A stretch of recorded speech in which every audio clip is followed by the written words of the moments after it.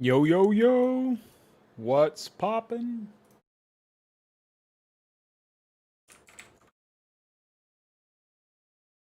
Trial.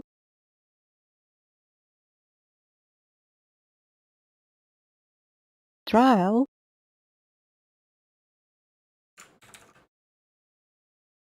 Trial. All right, so we are gearing up to get some work done on Deliverance. It has been decided this will be the project Trial. that we dedicate some time to.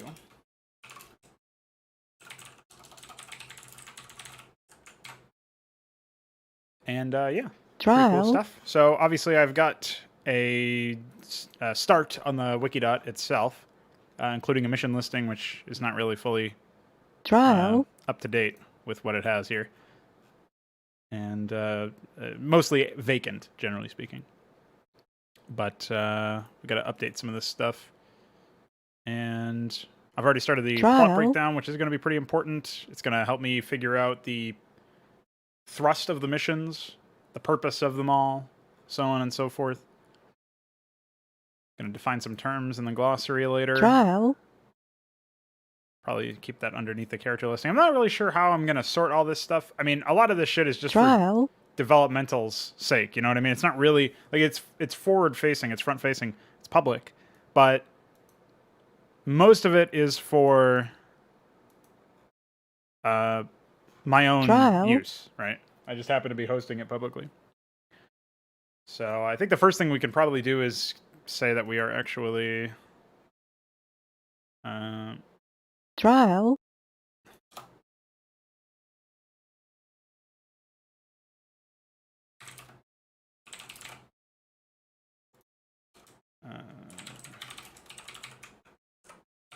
Trial. Just make it obvious that we're not on the fence about selecting it, which I guess means I should probably grab the inconsummate development thing and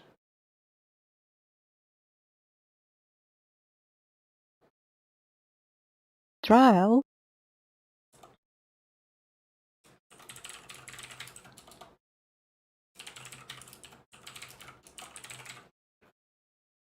do the same thing there. I never did one for Bloodfest, so I don't have to bother with that.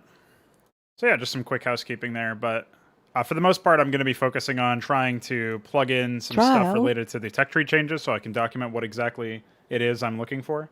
And the other thing that I want to get done in this stream is a little bit more blocking out of what the actual missions are going to look like. Because before I start working on the missions themselves, I would like to have some understanding of what the maps will be and what the scale of everything is. And trial. Why does my PC keep yelling trial? Trial. Oh, interesting. I don't actually hear that. Well, I fixed that, sorry.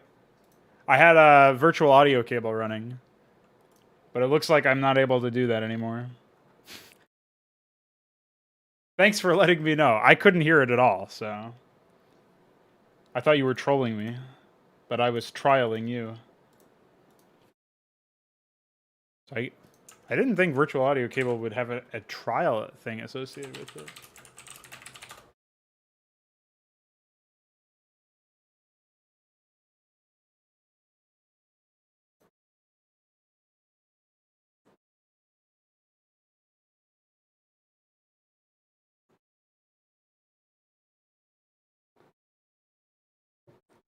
Well, I can buy a perpetual license for it, but I don't quite understand why.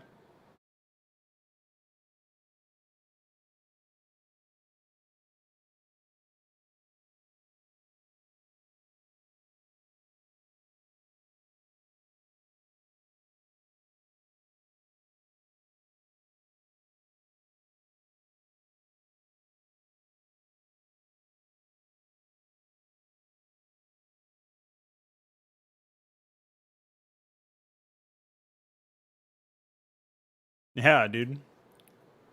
Imagine if nobody said anything. Was it at least a funny TTS voice? Or was it just trial? Well, if you can believe it, the event is underway. So that'll be cool.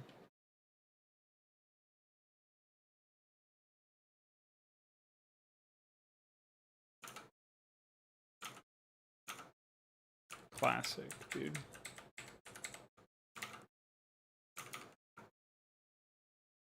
All right. So the current system that I'm thinking for providing some sort of customization and characterization based on the characters of the story is this thing called an altar. It'll be a new structure that you can build, and it'll be fairly expensive, and you'll be able to enhance it with dedications. I'm not really 100% sure how to handle the dedications themselves. I think maybe they'll only have a time cost as opposed to it having a resource cost, because you're spending a pretty steep upfront fee to deploy the structure itself. So I might even work in what was perceived to be a dedication cost of, like, maybe it's 100 minerals or something. You know, I might work that cost into the main structure.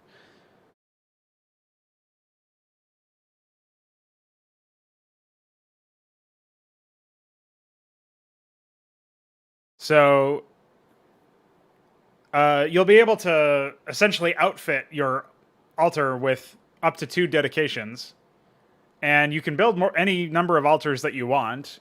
But again, the cost is related to the it's associated with the, you know, keeping the structure alive. Obviously, building the structure itself, it's probably going to be a fairly large structure as well, probably bigger than anything that is normally in the game for a structure. Like maybe this, or normally in the game for something that you can build, it might be the size of a temple or the size of Zelnaga temple or something like that, you know, in terms of a side disruptor, maybe in terms of size. So it's going to be pretty spacious, you know, and it's going to take up a lot of space. And so my thought is, the biggest, like, issue with this, or the biggest concern that I have, is this line here, where it explains that the dedication only offers these upgrades or enhancements as long as it survives. Now, I think the research would be a one-time thing. Like, say there's an upgrade that increases Strider movement speed by 25%. Grants 125% movement speed to all Striders. I'm just, again, spitballing. And you get it at the dedication to a Salamir. And Salamir's a Dragoon hero. So you do that, and you are able to, as long as that dedication survives, you get that upgrade. Then if you were to rebuild the dedication after it was destroyed, or after you abdicated it, you would be able to, like, you wouldn't have to pay for it again. So if you rebuilt your dedication, you would get all upgrades that you already had. So the unlocking is permanent, but you need the dedication to be active in order to benefit from the upgrade. And that is, I think, a fine system. It's not too much overhead. It's really just like, it's a one-time purchase, but you need the structure to fuel it or whatever. I think that's fine. But yeah, I am concerned about, like, this isn't really a multiplayer thing. Obviously, it's a single-player campaign. So I am concerned about you losing the structure or the dedication directly, because it'll be a separate structure, I think. Or maybe it won't be. Maybe you won't be able to do that, actually. Maybe the structure will be invincible, but will be destroyed once the altar itself is destroyed or something like that. But either way, you'll be able to upgrade your shit from that structure. So I think this is fine. I think this is an interesting idea for allowing leader-specific upgrades. And the solution, this problem, there is a problem right now that I really want to influence the player's perception of the characters based on tech tree related things, based on gameplay impact. Thanks. Thanks. So I really want to be able to influence the player's perception of the characters themselves. I just don't want I don't want to implement a hero system for that, because I feel like that's jumping the gun. It's just too much stuff. So my perception of this is, with some way to impact all of your units or a significant number of your units or whatever, and having that be leader specific. Like, I've got to build this altar, I've got to dedicate it to the hero that I'm, or the character that I'm talking about.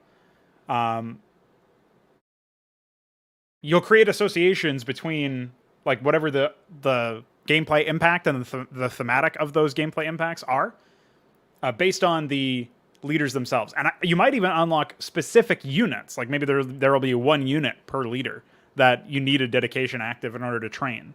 And that can be like almost an avatar or a representation of the character themselves in a way, like an extension of them, of their character. And then we can still sort of have our cake and eat it too with a characterization of the leader without having them be a hero. So that's where my mind is going initially. And that's essentially what the altar is meant to be. So that's the impetus for constructing it anyway, for putting it into the game. Obviously, all the exact specifications, the stats, how many dedications one altar can have, so on and so forth. All that stuff is still subject to change. I mean, I just came up with this concept yesterday, but I think it can definitely work. So we will see what happens. One sec.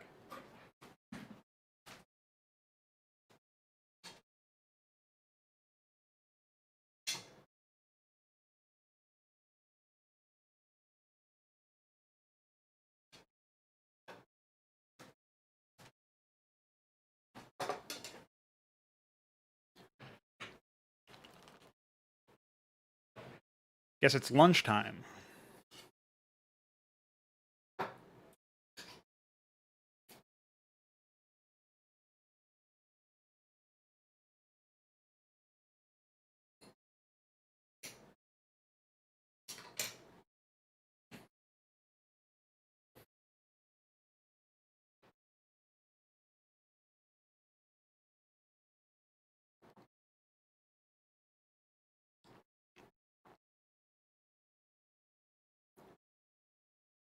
The reliquary is a little bit different because the reliquary is obviously our structure that I've already planned for Hydra, but I don't think we'll implement champions before the end of this campaign. I'm not really concerned about that. Like, it's not an essential aspect of it, but I do think that we could make some sort of system that's similar to. Well, it would really just be a series of upgrades, but we could, like story frame, like world building frame. We just frame them with flavored text and descriptions and maybe some audio visual stuff as if they were relics, and this relic was now being mass produced in some capacity. So I don't think there will be an additional system placed on top of it. Like, I think altar will be the biggest deviation from the existing mechanics that you're used to from Starcraft and from Hydra. The altar will be the biggest new thing. The reliquary will probably just be a series of high-end, expensive upgrades. It won't have any special rules associated with them. The reliquary dies, you can just rebuild it, although it will be pricey. As you can see, it's 250 minerals, 150 gas right now. But it's not like you lose the upgrade effect after the structure dies, which is obviously the case with the altar. So there's no special system associated with it. I don't think we need to worry about anything like adding any more abstractions on top of that. I think that can be a very basic system. It's just another upgrade structure. Maybe it unlocks some new units or something. But probably just is an upgrade structure that might unlock upgrades in other structures like the Forge or whatever. Not 100% sure yet. But that's definitely what I'm thinking right now. I'm thinking we could have... Right now I'm thinking like role-specific upgrades. So you got Striders, you got melee warriors, you got maybe some sort of scout craft, flagship craft, like, cruiser craft or something. Crawlers, like Reavers. So we'll see where that goes.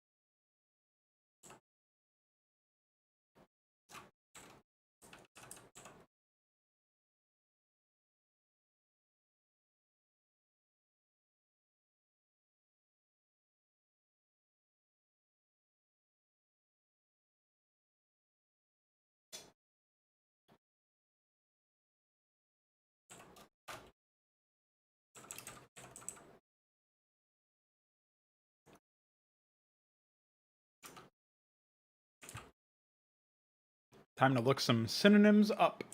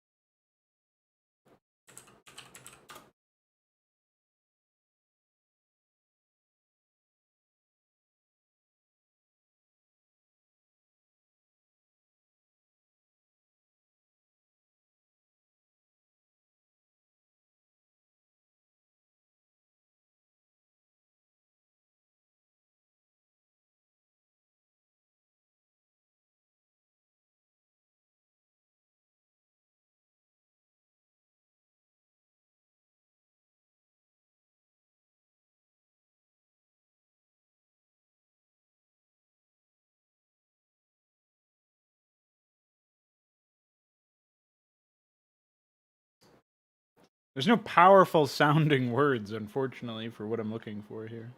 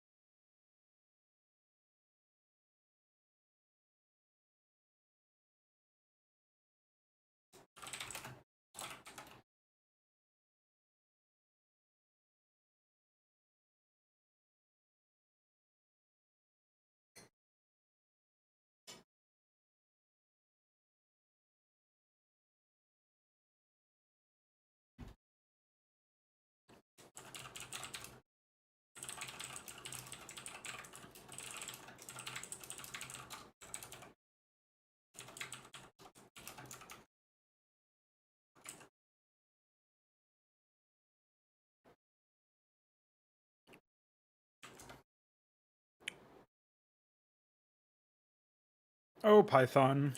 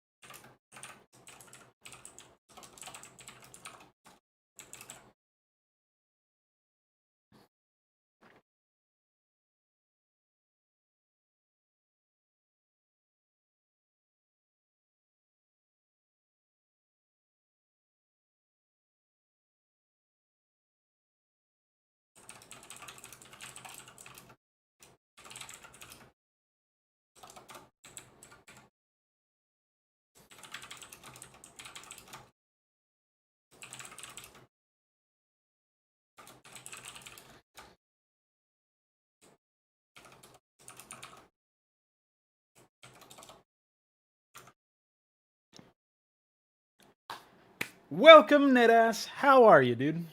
It's been a while. Hope you're doing well.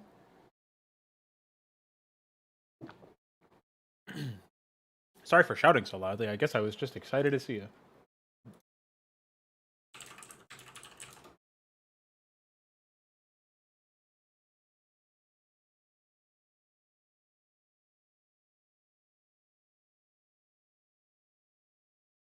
Getting started on a new campaign today. Very exciting times.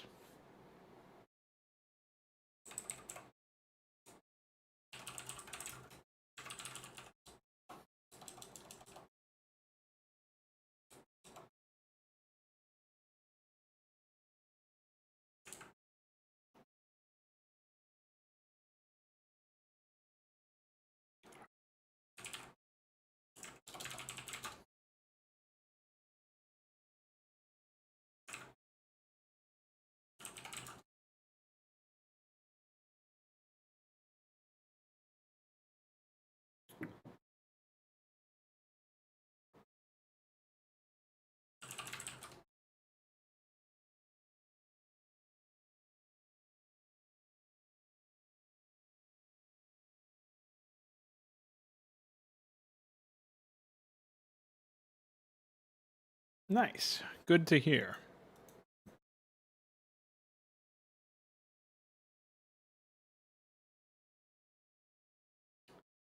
I'm looking for my Veeq. Let me know if you have seen him. So right now I'm just doing some tech tree planning. Gonna make some changes.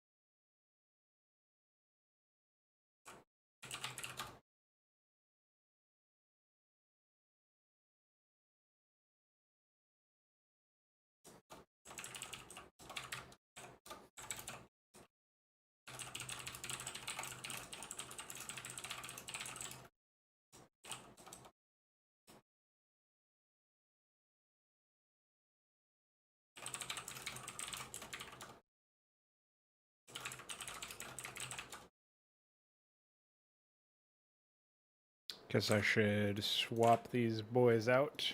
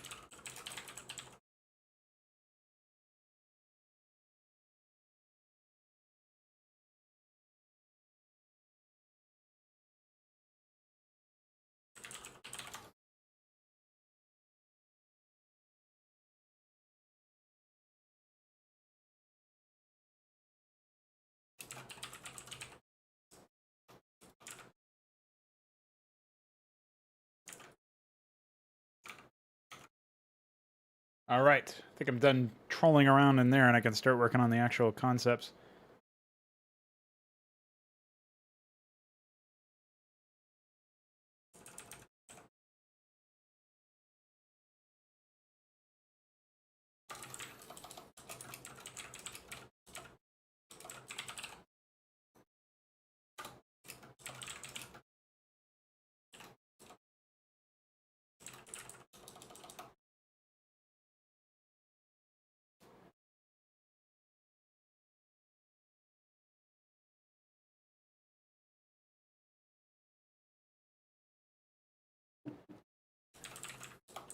Guess we'll say specialist for the class here. Do Scion or something. I guess that would make sense for the Protoss. So it's important for me to dictate the classes here because this is what's going to be reflected in the reliquary upgrades. So, oh yeah, I guess I can quickly pop open the robotics facility.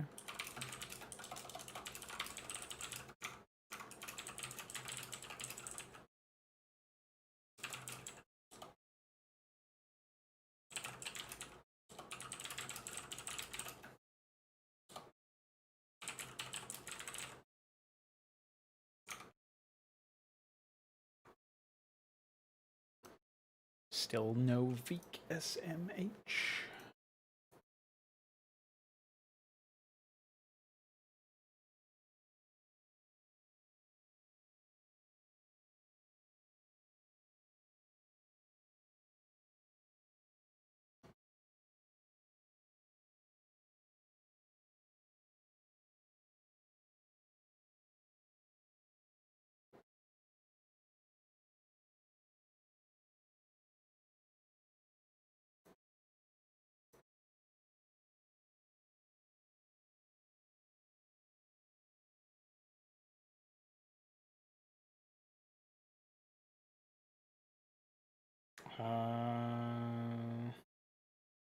Shit, homie.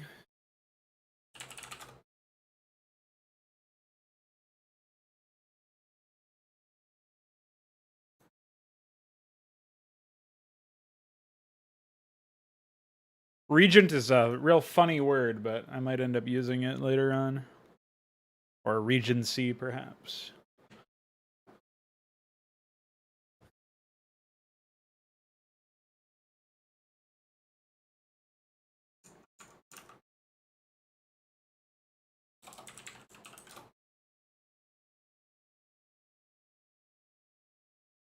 So I'm trying to think now. Since we're removing Dark Templar and Dark Archons from the ground arsenal of the Protoss, this does open up some holes. Dark Templar, not really, because they're just like a harassment type unit. You rarely see them, even in Hydra, as like a full scale, like this is your primary unit or whatever, unless you're cheesing or whatever.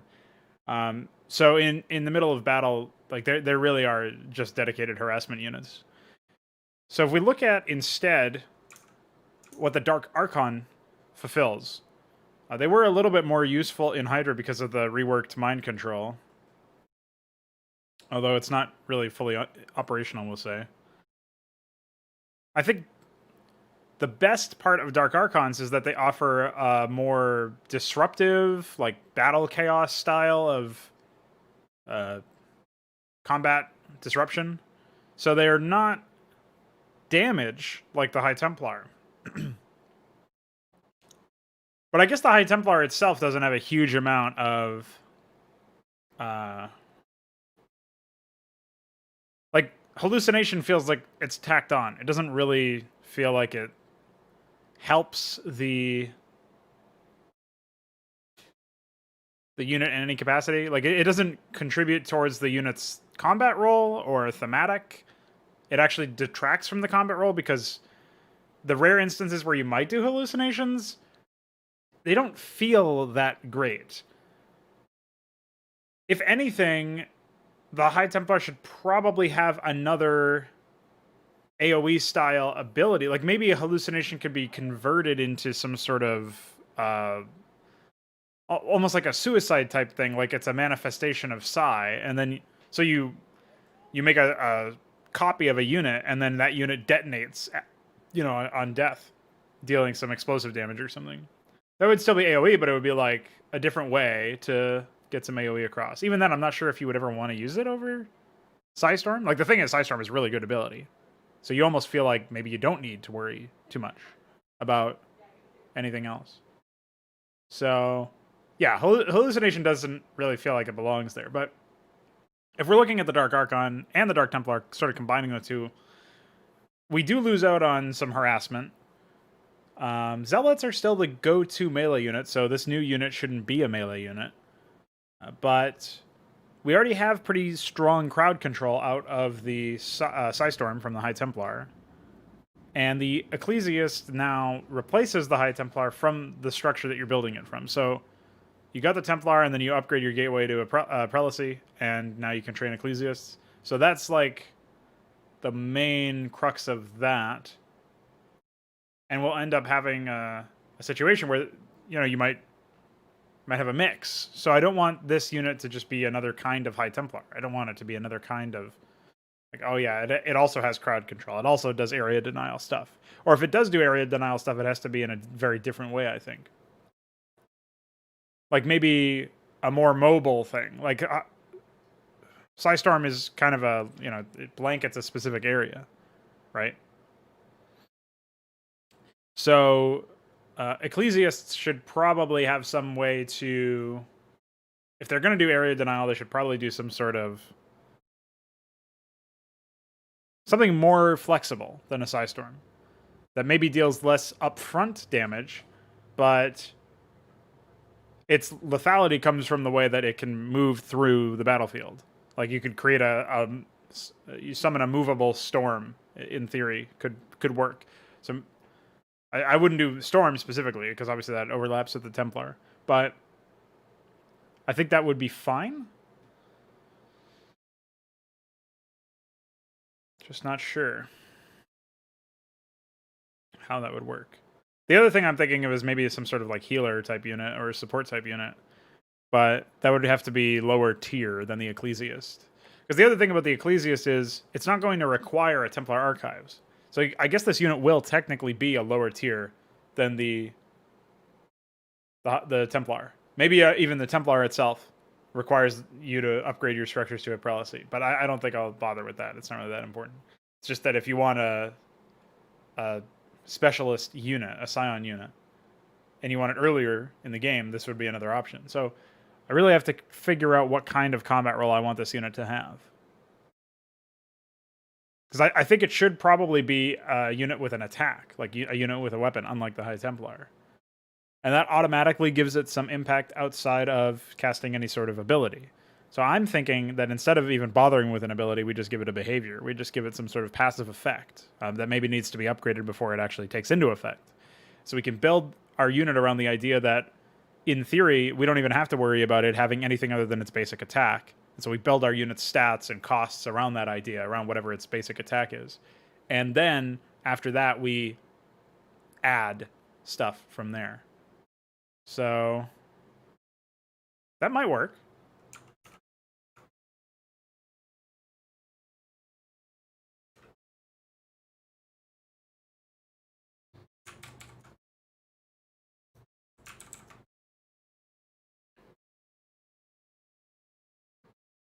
So let's do something like, if I take a look at a sample here and I just go to Zealot, obviously we've got 100 hit points and 60 shields. I think our unit's going to be backline, but it will cost gas. It'll probably be 100 minerals, 50 gas? Or 75 maybe? High Templar costs 31.25 seconds. I think our unit will be somewhere between 25 and 31.25. The Dragoon, for example, is the same time cost as a High Templar, which is pretty weird. Maybe it will be the same cost then, time-wise. So we'll say 75 minerals, 75 gas, 31.25 seconds, 2 supply, 2 transport.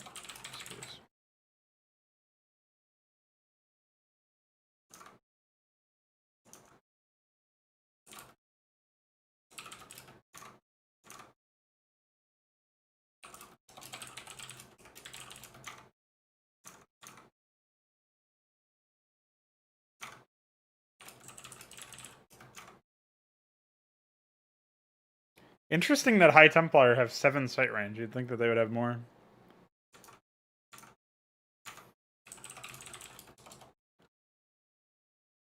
The question is, do I want this to be a small-sized unit or a medium-sized unit?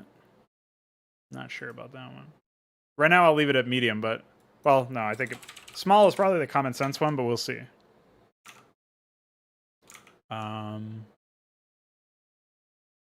Okay, so then we'll say... For the weapon...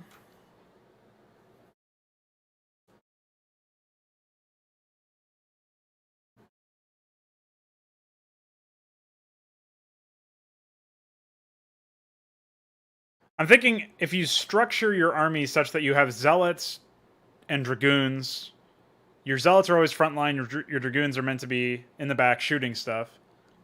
This unit could be in between the two. High Templar are usually like behind the dragoons or at the same level of the dragoons. So if you're going to have a mix of all 4 of these units, they would probably be right behind the zealots. So they would probably have like a short to medium range or something. So we'll say short range. I think it can do normal damage. It'll probably be hit scan.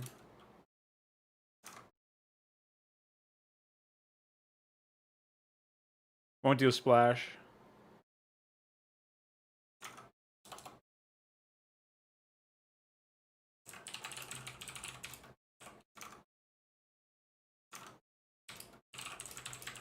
And we'll say ground and air units is fine. So I haven't figured out the exact stats, obviously, but that should be fine. For behavior, this is where we get into the whole idea of like whatever we do for an upgrade. I think maybe every time... So maybe it could be something like it marks a target, and every time it attacks something, it marks them with a certain behavior. And anytime that, whoever kills that unit, or when the unit dies...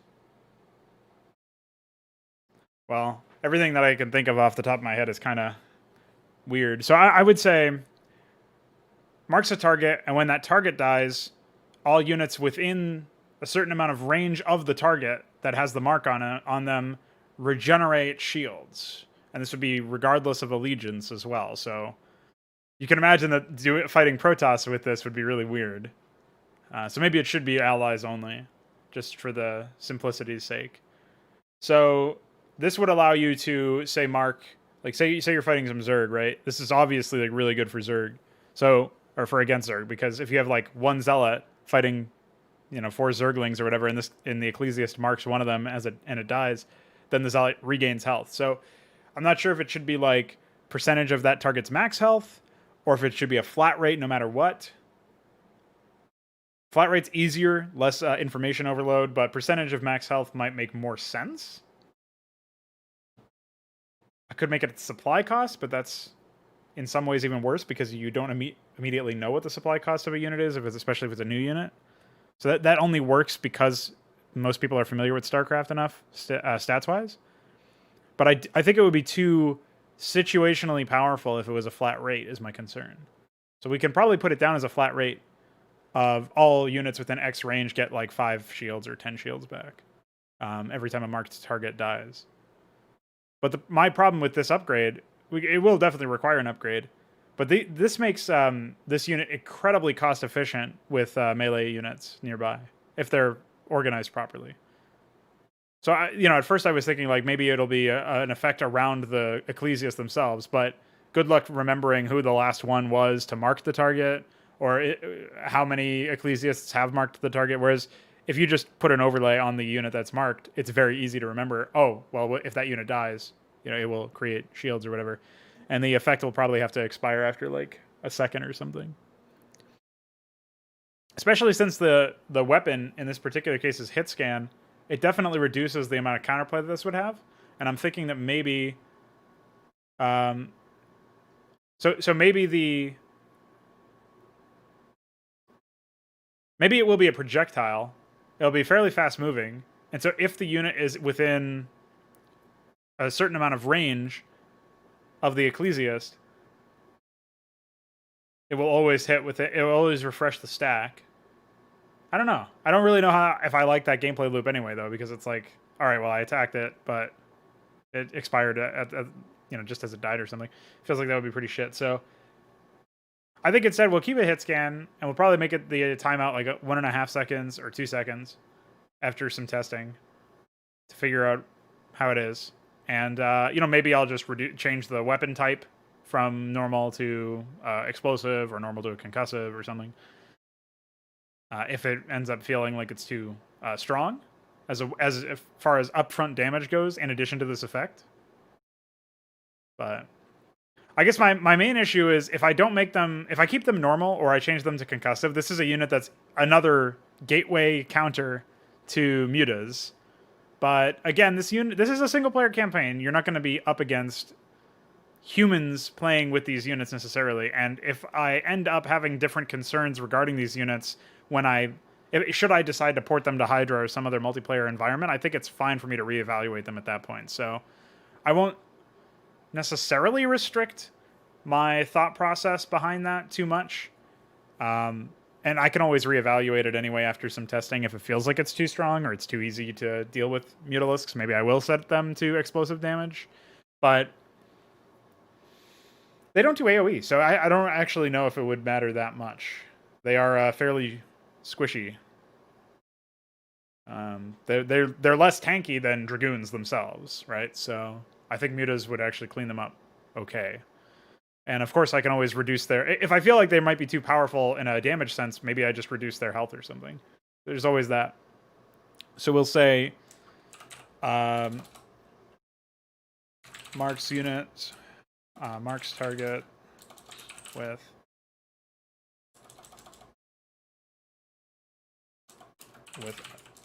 H attack.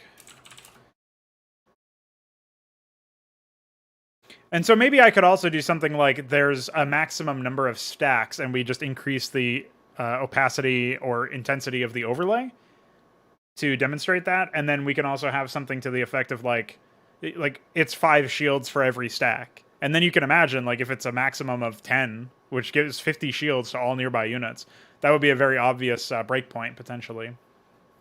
And you could imagine that would be really strong. And then all you need is you just have 10 Ecclesiasts all targeting an Ultralisk or something. You can imagine that works.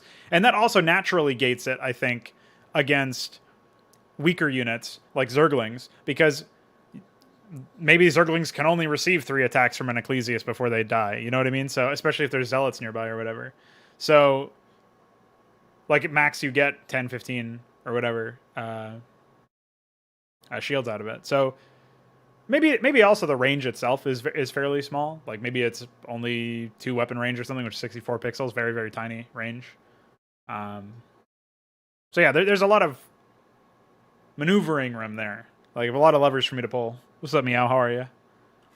So marks targets with each attack.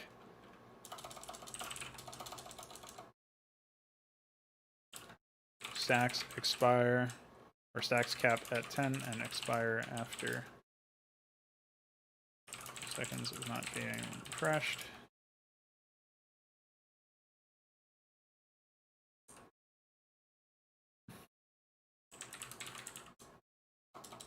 When if target dies,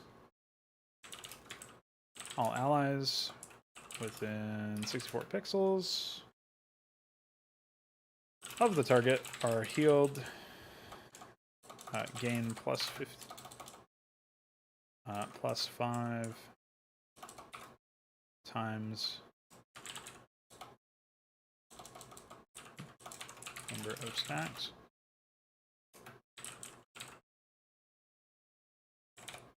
Have their shields healed by... Alright, fairly... I'll figure out a simpler way to put that, but that's one way to do it. And maybe this will be 2 seconds or something, or just 1 second. Okay, so that's cool.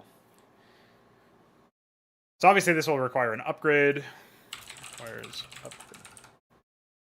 That'll be its own thing.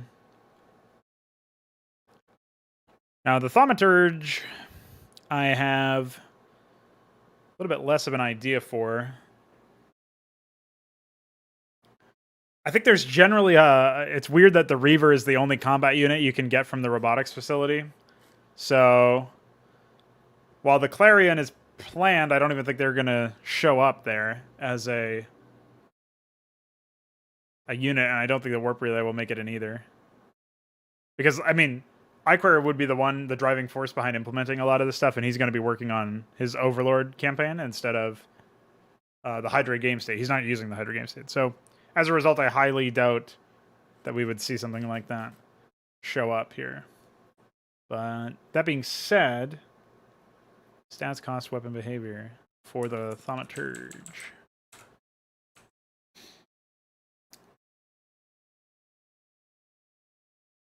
So maybe this doesn't actually end up, requiring a new version. Maybe this is just something that you get, or maybe I add a different combat unit.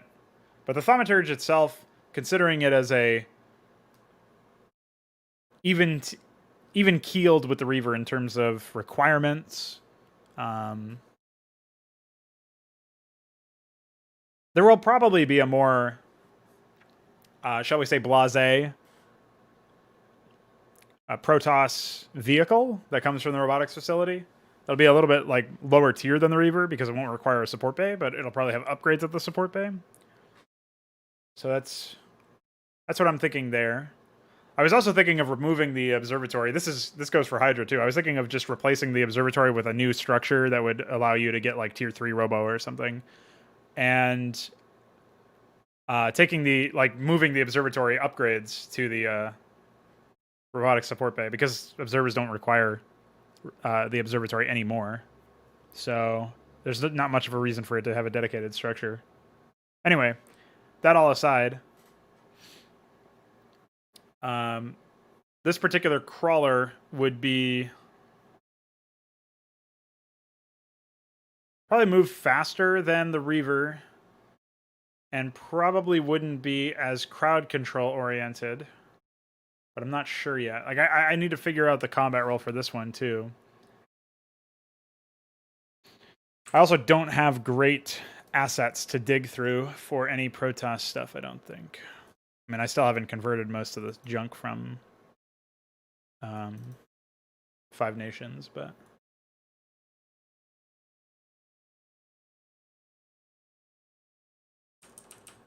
This stuff is all, like... I don't even know what the fuck you would call that. But this is all, like, ships, it looks like.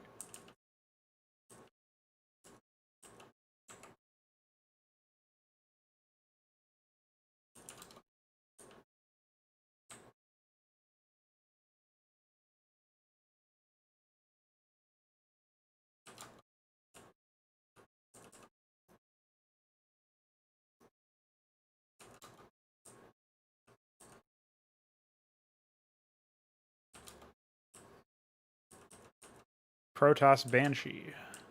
Oh, okay.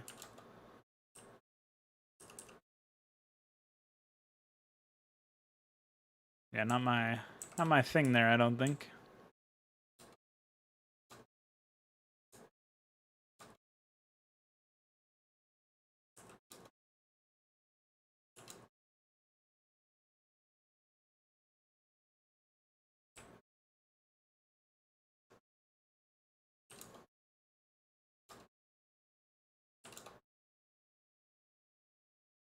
Ah, yes.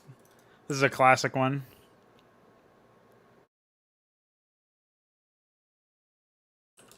Definitely not necessary.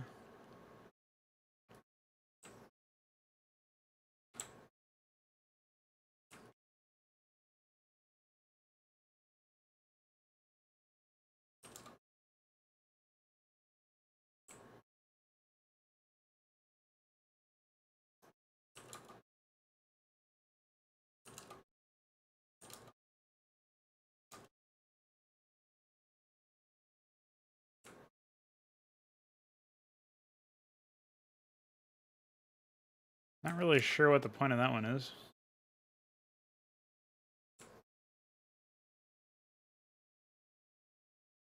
That's a funny little walker that they have there. Mangler. More like angler fish.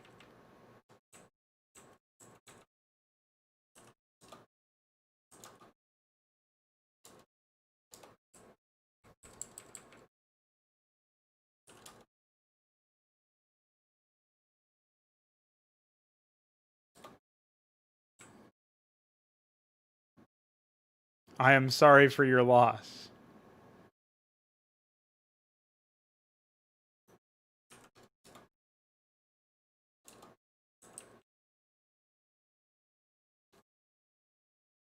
Alright, there might be some stuff that we can use in there.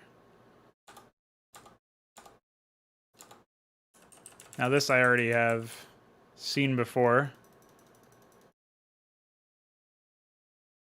It seems a little goofy, but we might be able to use it. I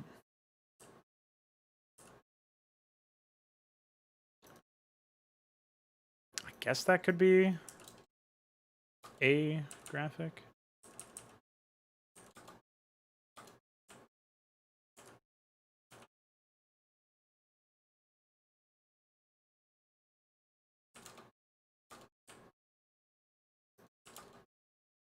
Roland.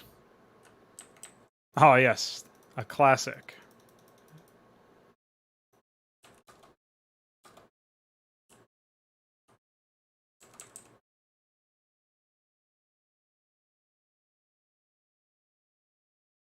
I don't know about that one, man.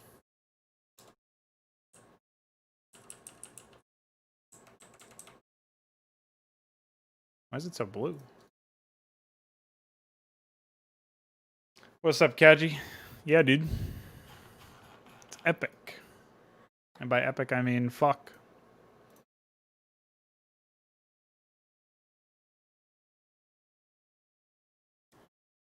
Yeah, I think we have a lot better, much better chance of finding something usable in the Five Nations junk.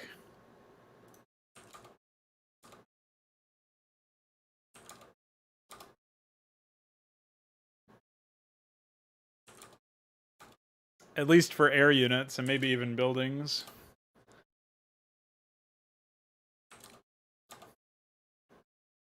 I mean, that's the thing, is they pretty much only have air units because it's a space RTS.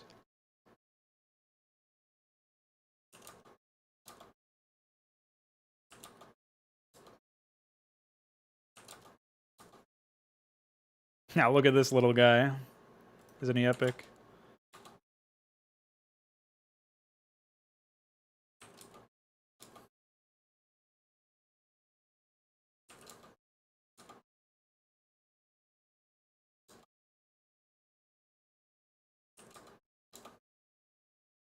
Oh shit, it's a spinner. Dude, don't look at the spinner.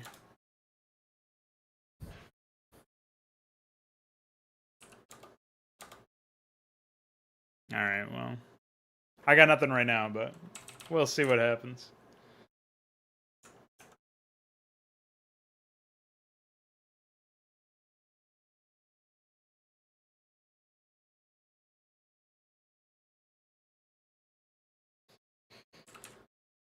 Okay. 5 times.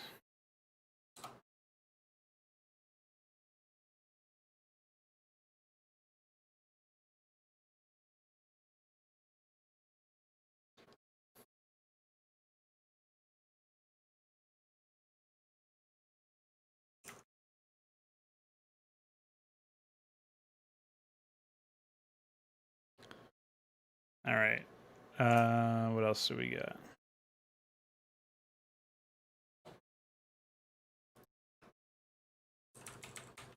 The thing is, I really don't know what kind of combat role I'm looking for.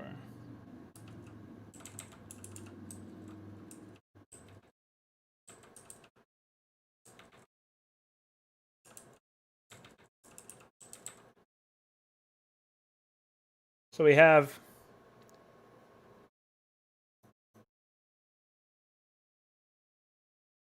Again, we've removed the Corsair as an example, right? That might warrant some more Stargate units or whatever. I'm not really sure. But we also removed the Dark Archon, the Dark Templar. I mean, we have a nice little healer type unit if you upgrade him. And he's like a nice mid-range type mofo.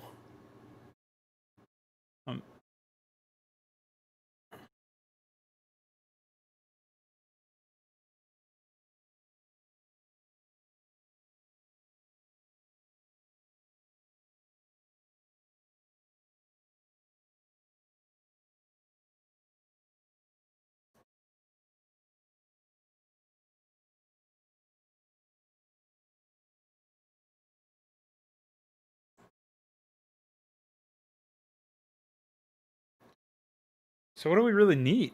Or what would Protoss benefit from? I think I'll come back to this concept anyway.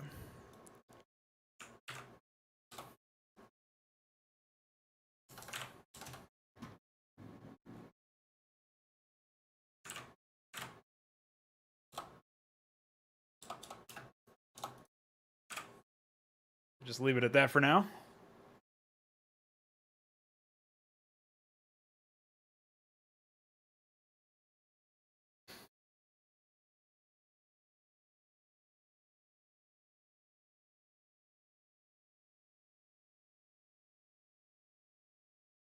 Okay. Nice. Well, I shall return after I use the bathroom, get some water, put my plate away. You know, we're clean around these parts. We take care of it. And I'll take care of the rest of my stream when I return. BRB.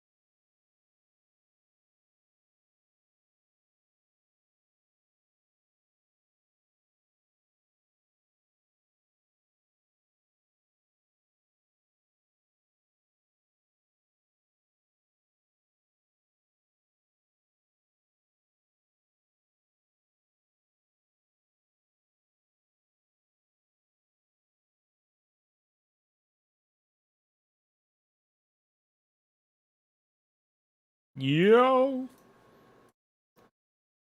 We're back!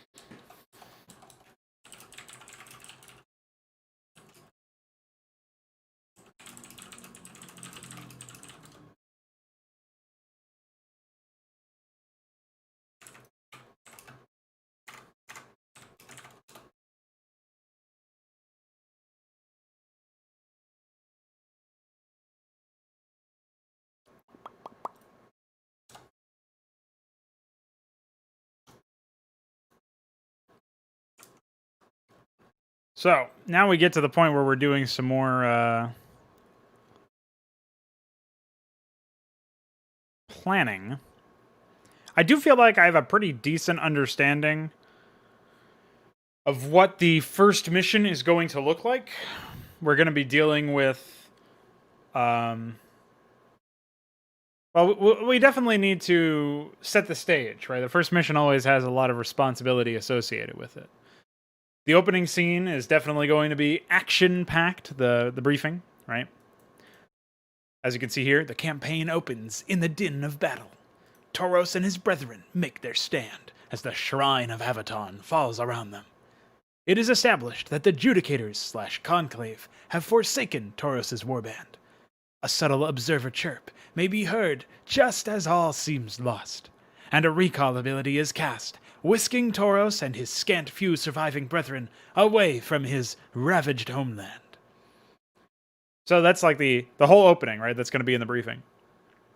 And so we establish Tauros as the character we're immediately following. We established that things are not looking too hot on Ire, and that he was nearly killed, right? Or, it all seemed lost. Like, that'll be the dialogue that is displayed there. And he'll have his battle moments, right? And so this will probably not be longer than like a 2-minute section. Maybe 3, because 3 later on. I'm not sure. We'll see. But after that, you'll have the title cards come up, and then it'll say end of briefing, probably.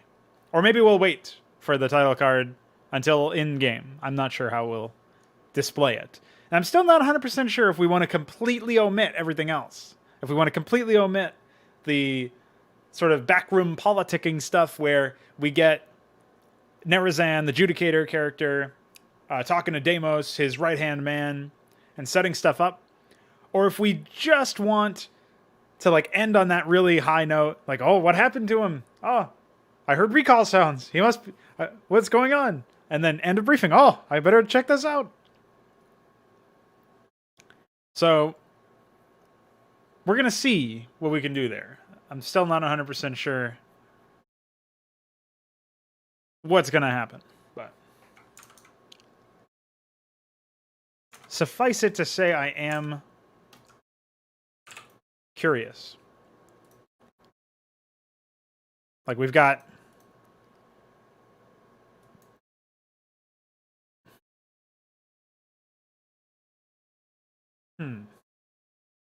I can play around with some stuff here, actually. So for the sake of argument, I'll pop into an old draft, which is actually the thumbnail of this video. I'll pop into that draft of the oops, that's not where it is anymore. It's in here. So I'll pop into this draft here. This is a very old draft from 2019 of the mission. I tried to show this off yesterday, but the tiles were all broken. Since then, I've restored it, which took me about like 30 minutes to an hour, I think. And, well, essentially the opening was for Deimos in the Arbiter to recall the for Tauros, him to recall Tauros, and Tauros to be completely alone in that sense. But I think you'll have Tauros, a Zealot, and a Dragoon or something like that. I could also recall Tauros, a Zealot, and an Ecclesiast to demonstrate that there's a new unit. I could recall a Tauros, a Zealot, and a High Templar. And the High Templar would obviously have some changes associated with it because hallucination would be researched by default, and you'd be able to read some changes there. So what I'm getting at is there's ways for me to have some subtle storytelling aspect to this whole thing, right? I'm not really 100% sure how that's going to work out. Now, obviously, we also have to remind ourselves that there's no hero stuff here. So, like, Deimos is going to go fly into his own nexus, and he's your AI ally for this mission. Tauros is going to enter his nexus, right? And that's where he'll be. Even if that nexus gets destroyed, oh, he was warped out at some point or whatever. Like, he's not, like, we'll figure something out. Like, we're probably not even we're not even going to bother mentioning it. I think it's fine. So in this instance, I'm not super concerned about that. But I am, like, I basically want nothing to stand in the way of, like, the player and experiencing the game. And I want no structures or units that must survive. I want no gimmicks associated with the heroes in the first place. So even though Tauros is recalled in the opening, he's not actually there as a unit. So the player actually will just start out with whatever units accompanied Tauros, and like their starting probes and Nexus and Pylon or whatever. Maybe there will be a small, like one or two zealots already in here as well. Like the opening in here, it says player begins with immediate control of a Nexus, a few probes, 2 pylons, and a gateway. And so the idea is that there will be like a, you know, something commensurate to this with 2 pylons instead of 1 and a gateway. And then Deimos actually arrives and recalls Tauros, a zealot, and a dragoon currently in the planning, but you know, Tauros and whoever gets recalled with him. And then there's an exchange between the two characters. You'll have immediate control of the combat units, but the characters will remain. They'll probably. I don't think I'll necessarily need to do anything special with them. Maybe I'll make them invincible just so that the player doesn't fucking attack them or whatever. But it's really like that's basically like a cutscene that you can pay some sort of attention to while playing the early game, right? And it's giving you like important establishing information. It'll be fairly quick in terms of the exchange between the two players or the two characters, and then Deimos will fly over to his base, which will probably be a lot closer to yours than in the final draft, or in the final draft than in this mission, because this mission was actually made to be what the currently planned second mission is, except it has like the intro that we're taking for the first mission. So the first mission of the new campaign, of the new draft of this campaign, has this Deimos recall scene. But in the old draft, Deimos just fucks off, and then you get a Salamir, the Dragoon hero that I mentioned earlier, is your AI ally. Whereas in like a Salamir is not even going to be introduced until the second mission now, and the first mission will be Deimos and Tauros having a co-opt, like they're collaborating to try to clear this province of Zerg. I don't know if we'll still be in Alnathok, which is the province that originally was set for Tauros. I mean, for a Salamir, like a Salamir's home province. Tauros' home province is Avaton, which is also Nerazan's home province. And that's where the two know each other and they have beef because Nerazan was fucking off in the Judicator cast, like not really paying attention to his homeland in the same degree. And Tauros obviously is a little upset about that. But we'll see how that actually ends up playing out. Like, I'm really not 100% sure how that'll work out. Trying to think if there's really anything else that's worth mentioning.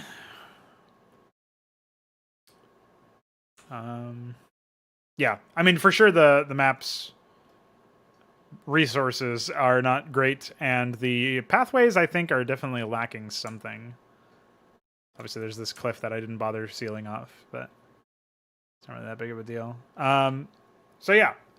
Looking at this early draft of the map, it has some interesting elements to it, but unfortunately, we're not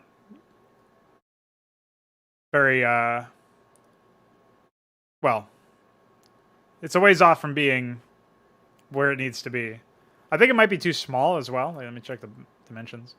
So it's 192 wide by 160 tall. I guess you could do like 172, or sorry, what would it be? Half of 32 is 16, so it'd be 176. You could probably do 192 by 176. Extra 16 pixels tall, and that would be a fine starting map size. And we would be able to have, like, the players start out in this method, or in this environment, but not 100% sure. I think the new draft will definitely have, like... I still want the temple surroundings for Taurus's base, but I probably want there to be... Like, he'll probably be closer to the upper middle? Still on the right-hand side, but closer to the upper middle. And Deimos will be in, like, the upper mid-right? Like, on the right edge. But, or close to the right border. But... still in your sphere of influence. So like I said, closer. So like it would be like if I moved this base over here or something, and then Deimos' base was down there. Something like that. I'm not really sure how it'll work out, but something to that effect will probably be what happens. And I think that's the main takeaway. Obviously, the whole rest of the map is going to be pretty different. But I still think that starting in the top right... starting segregated from the Zerg is probably a good move. And then I can provide a decent number of expansions for the Protoss team and figure out where the Zerg are going to figure into the project as well. I mean, in all honesty, we might not need to expand the map size at all from this current map size, because I'm not sure if it's going to be a 2v3. There's 3 Zerg players in this map, which is one of the reasons why it feels a bit too small, because it's a 2v3 in the current draft. Whereas the new first mission for Deliverance will probably be limited to a 2v2. At least that's what I'm looking towards right now, is having it be a 2v2. But I'm not 100% sure.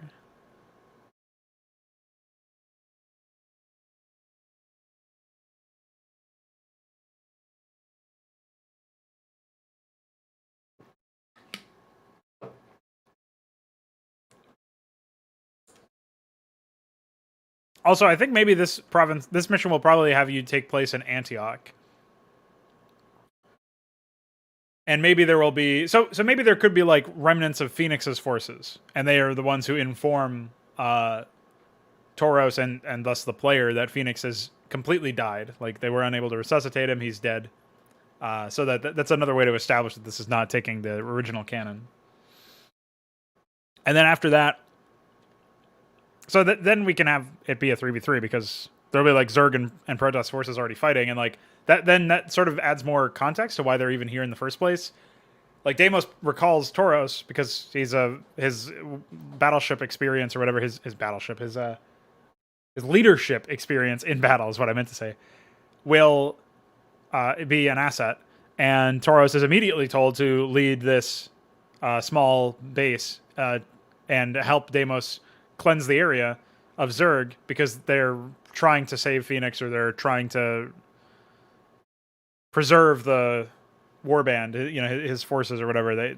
They're here to reinforce his forces.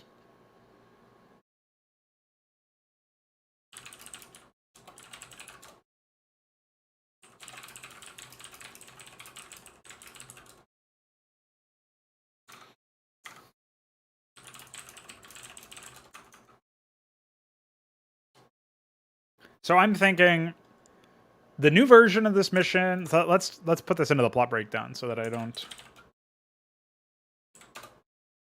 forget about it. Nexus, in Antioch.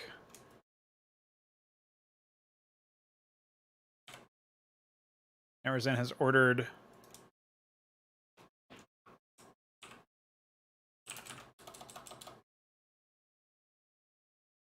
them to reinforce Phoenix's forces. Warband.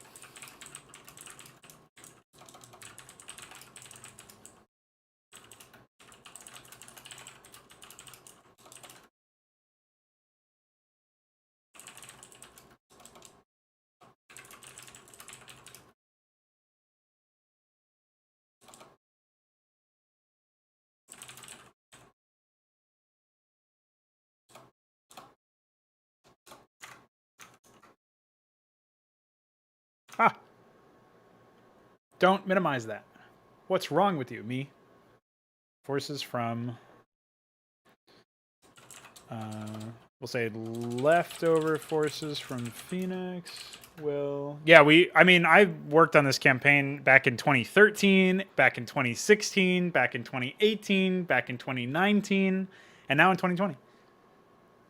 But this is definitely the most serious push towards it. That's partially because I'm just better at planning stuff and better at content development, and also because, you know, I'm epic.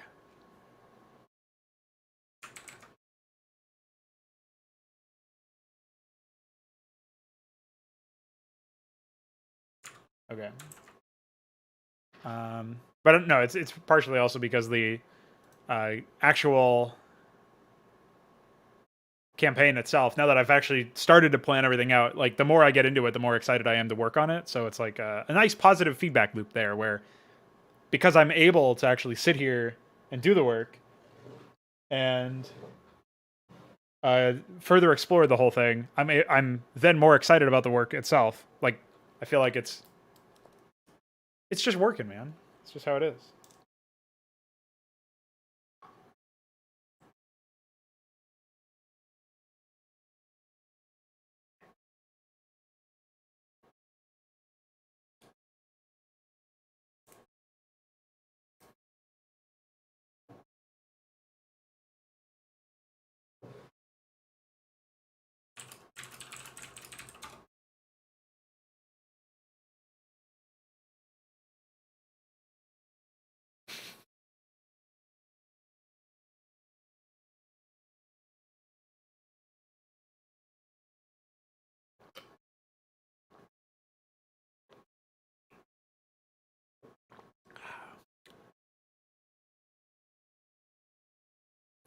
Yo, one sec. I gotta fix my audio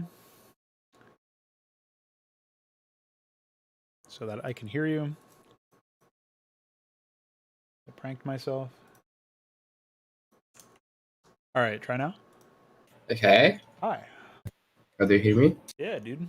You're on stream. Welcome. The voice of Welcome. Veeq. With a 7 at the end. Yeah, a 7. Better than a 3. Is there anything better than a 3? I don't know about that one. Well, if you are not medicine, maybe.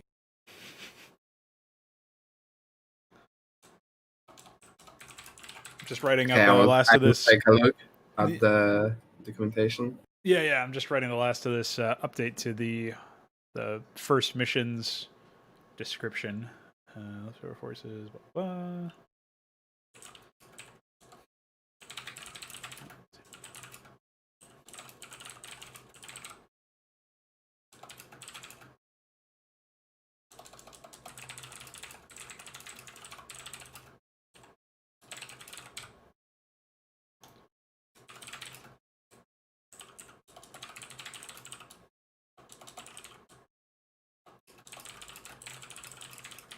Okay, good there. So, for those of you guys who don't know, I don't think I actually said this at any point before, Veeq has decided to collaborate with me on the campaign for Campaign Crap. Nice guy. I'm sure he'll get all of the shit jobs. Fuck. I'm actually... The one thing I'm not sure about... I'm not sure if Iquare will have time to look into implementing some of the custom ability stuff that I've been thinking about, like the behavior stuff for the Ecclesiast, for example. Yeah, it would be good to learn how to do that. Yeah. Since Iquare is probably going to be up to his neck and everything else. I mean, I've already told him I'll help him with like custom terrain changes, and we're probably not going to use the desert tile set in this campaign. So there's probably no reason for me to do any desert work for my campaign. I was still going to do it for him. So as a result, it's like maybe there's some give and take there. But I think he's already going to be owning up to his end of the bargain just by virtue of him. He's going to be implementing like the height changes for Hydra and probably the worker change so that they don't provide collision when mining, because we're definitely going to need that. So yeah, that's definitely going to be helpful. Yeah, well, I was just looking at the map for the old draft map that I had sent you yesterday. And there's a lot of bases here that are like the resources are like almost deliberately placed right in between pathways.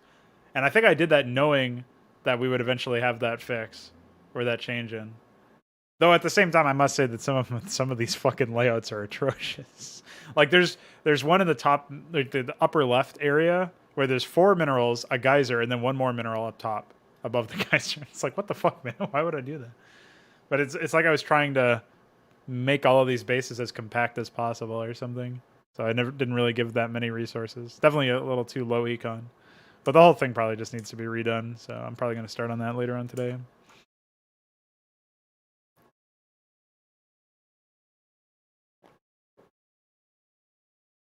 But I'm interested in hearing what you have to say about the Ecclesiast as a concept, because for me it's not a super complicated unit. The behavior will require an upgrade, so I'm not worried about it being like too powerful or whatever. And the policy itself, with the upgrade, they feel like a good support unit for Zealots. Right, yeah. That was kind of my thought process, was like, well, they'll be able to regenerate whatever it's called. They'll be able to regenerate shields on themselves if they're engaged in melee and they get some kills. But it's really about like supporting zealots or legionnaires or whatever, melee. I'm not sure if that unit would actually do anything great without that upgrade, because it's pretty pricey with 75 gas. Yeah, I was thinking that too. I might drop it to 50. The thing is, though, that I mean, they deal normal damage. It'll probably attack at the same rate as a Dragoon. The range will be like less than a Dragoon, but maybe they'll be able to move around a little bit faster or something. They'll probably move at the same rate as a Dragoon anyway, and obviously the fact that their pathfinding isn't as messed up and their hitbox is smaller, that will make them quite mobile, I think. So I what think damage amount you are having in mind? Yeah, that I'm not sure about. I was thinking maybe 10 or 12 or something like that. But we definitely need to get the unit in there and experiment with it. The main issue that I can foresee is that the unit will either be like really like finely tuned and properly balanced, and then it'll get the upgrade and it'll be fucking broken, or like you said, it might not do much of anything without the upgrade. So I'm not sure how that will work out, but I was thinking of maybe making it so that there was actually a cost to upgrade the gateway to a prelacy, but and use that as like a limiting factor or whatever. But I don't think that's so. necessary. By the way, is 64 pixels actually shortened than their weapon range?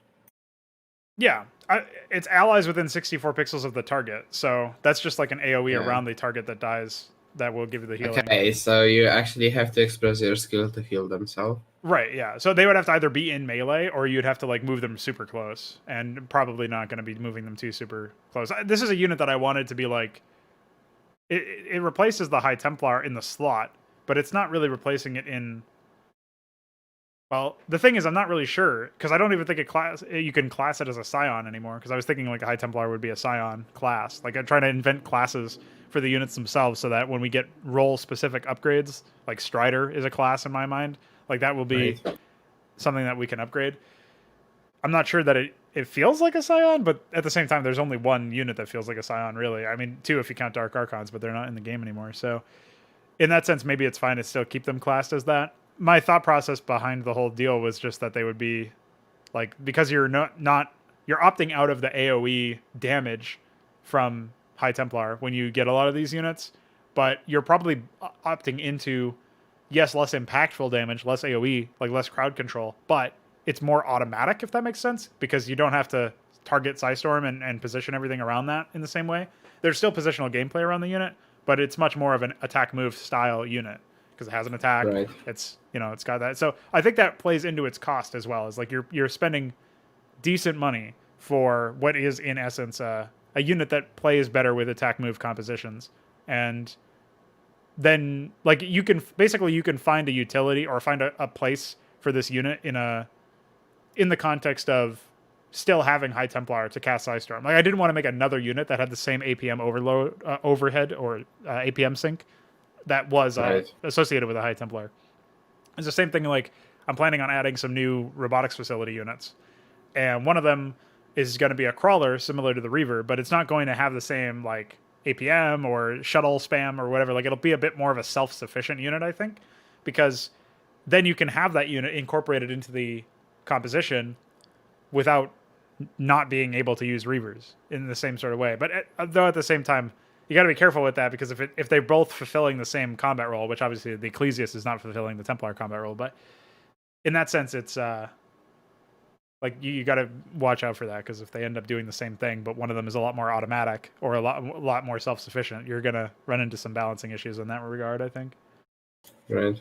So are High Templars actually planned for Conclave?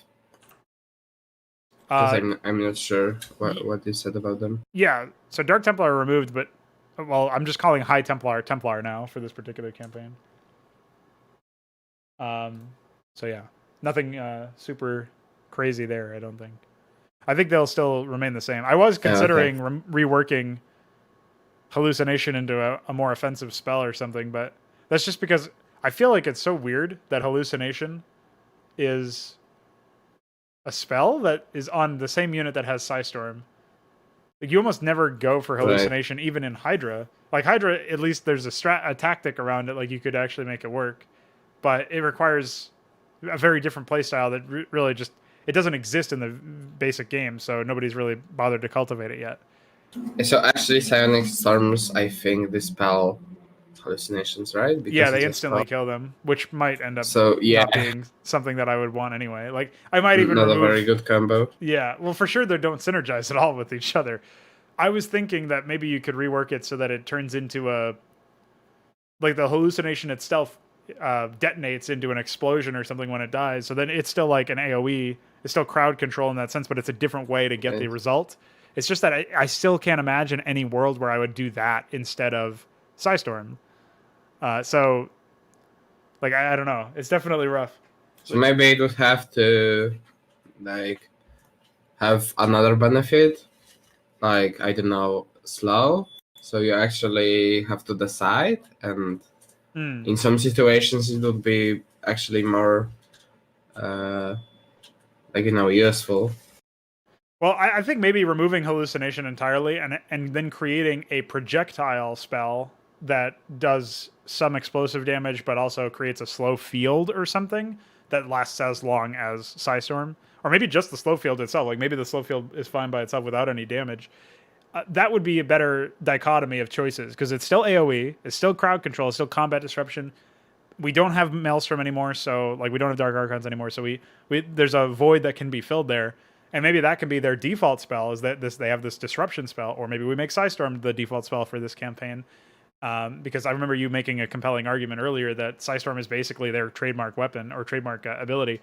It's just that like it's very, very strong, so making it available by default means that you'd probably have to nerf it or something. I don't know. You'd have to do something there to make it reasonable that it's researched by default.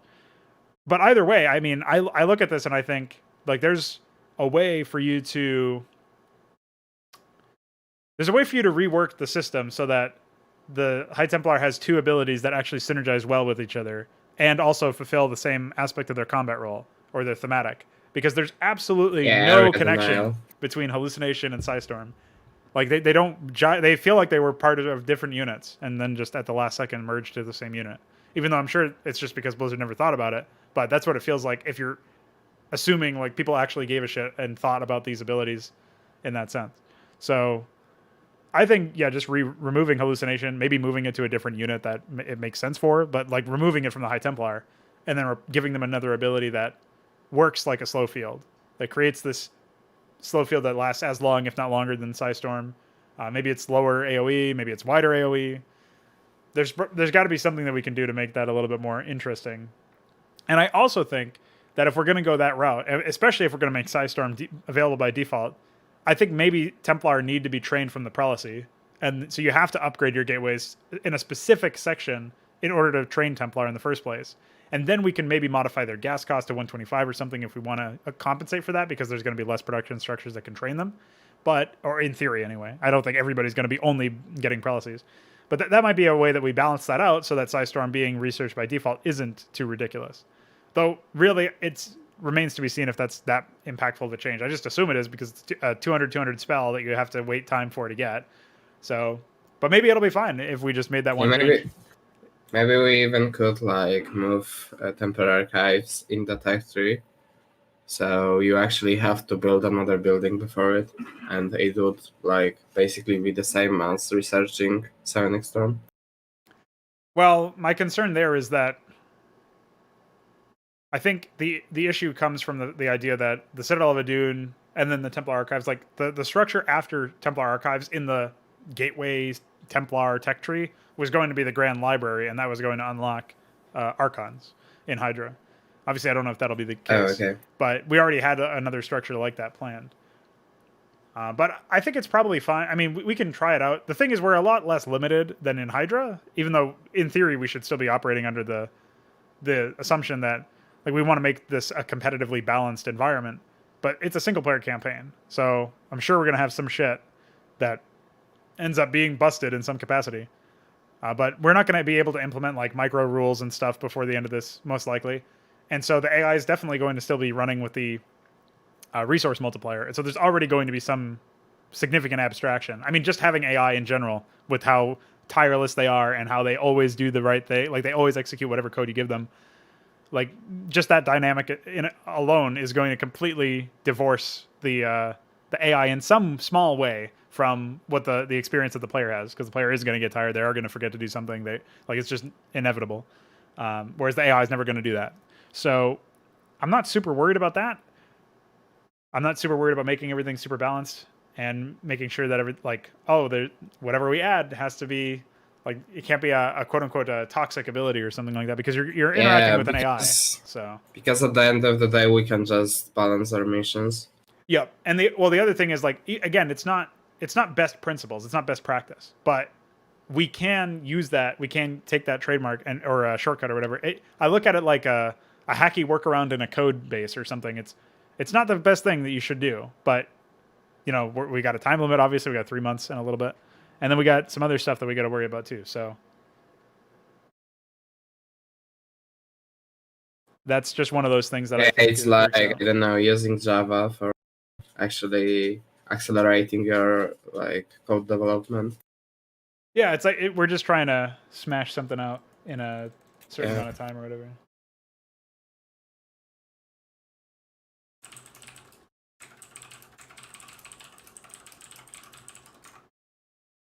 So yeah, in that sense, I think it might be fine to build the missions around some assumption that we are going to have crazy ass tech tree stuff. I mean, I think that the altar upgrades are going to be pretty impactful too. I just haven't really written anything down yet for them. I was actually thinking that maybe it would be cool if you could actually combine gateway morphs. So actually you could train legionnaires and hierophants at the same time from I don't know, another structure maybe. Well, the main concern I have with that is it kind of invalidates one of the planned features, which is just letting you morph a principality into a vicarage or something like that. Like you're going to be able to convert back and forth. Hopefully by the end of this campaign's development, we'll have implemented that. That is something that I want to do. So yeah, because I was thinking that I would want to use, like, when you're going legionnaires, you aren't really going zealots, right? Generally speaking, yeah.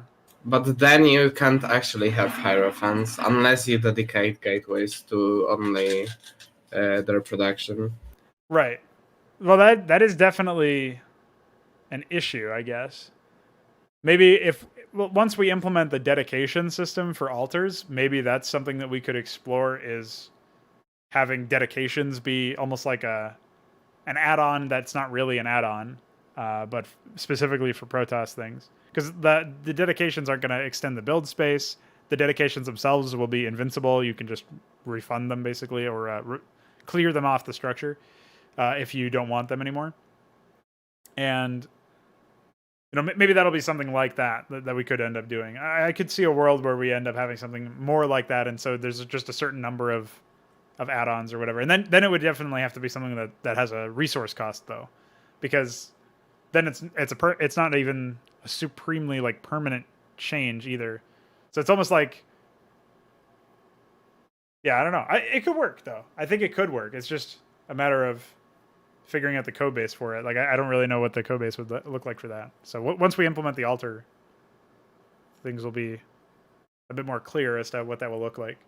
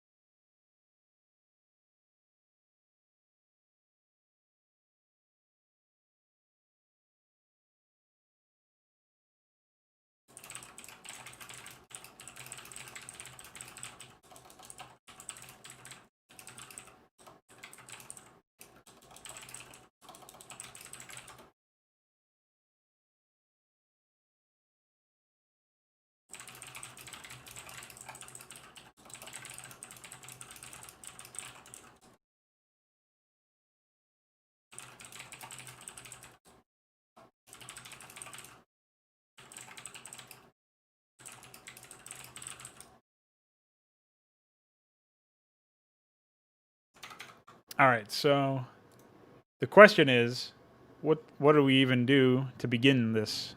Like, I know what I can do. I still got to, like, write out the fucking plot breakdown of everything. I can start on the first mission. I can keep thinking about tech.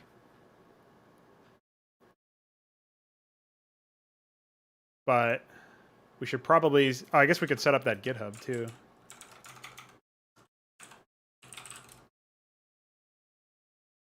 Also, if you're talking, you're muted.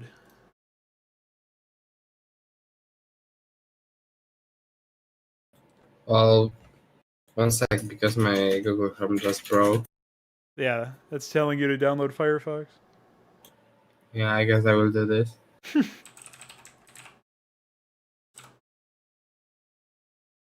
Yeah, that what just happened was quite insane. Like, it literally, like, you know what happens when you speed up your game too much in debug? Oh, yeah. So you just Basically, got, like, something like that happened. And also, UI. when I was trying to Google a site, it opened in the, in the search bar instead on the actual site, which was actually pretty weird. I don't know how do you can have bugs like that. Chromium. Starcraft Remastered. Warcraft Reforged.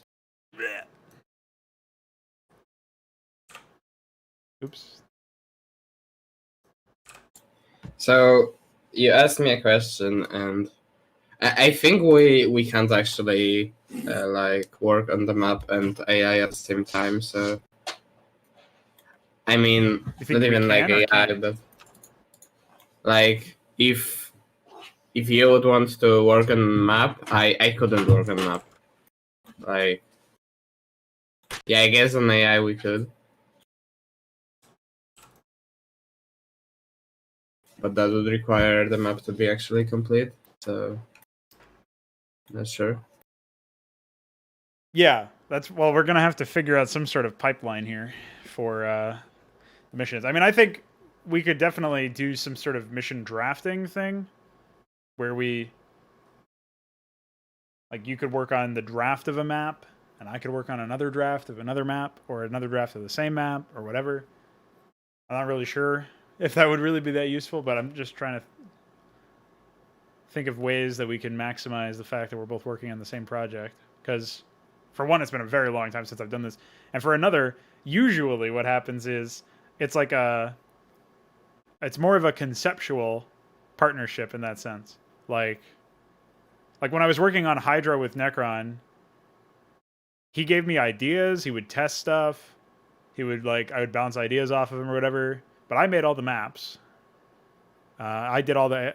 Well, I guess he did do some AI, now that I think about it. So yeah, I mean, we mostly... Like, I was the workhorse of the group, but he's probably the most productive person. Like, the one who produced the most stuff in any co-op fucking, like, collaboration that I've done. Everybody else was like, all right, here's my ideas. All right, talk to you in a week. So that was my fucking history usually. So I don't really have a huge amount of experience figuring out a division of labor. Particularly, like usually I'm the more technically skilled person in the team or whatever. Whereas obviously you're way better at me than programming and stuff. So that's its own can of worms. So I mean, yeah, but you're actually like better in storytelling and stuff. So yeah. Well, I mean, I can handle all the planning and stuff. Like obviously it won't. I'm open to your ideas about it too. So it's not like a must be my way, but I can handle like the workhorse part of that, like getting it all planned out, and then we can iterate together or whatever.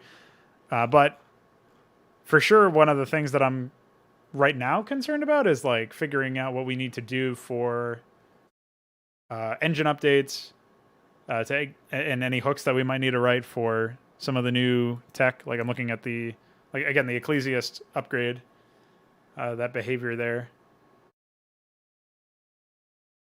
I'm not sure what we would need to do for that one, if we even need anything distinct. I mean, we need to keep track of the stacks that every unit has. And then on death, I guess we need to check the stacks. So it would be like unit destructor special, maybe in GPTP.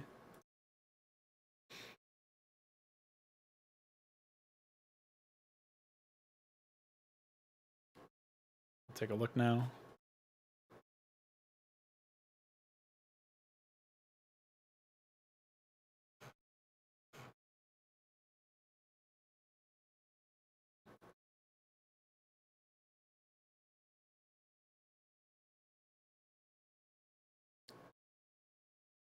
It looks like there's some plague code in here, probably related to... yeah, probably related to that metastasis upgrade. So those are... Wait, what? Oh, these are hooks, I guess? No, I have no idea what these are. They aren't even in a namespace.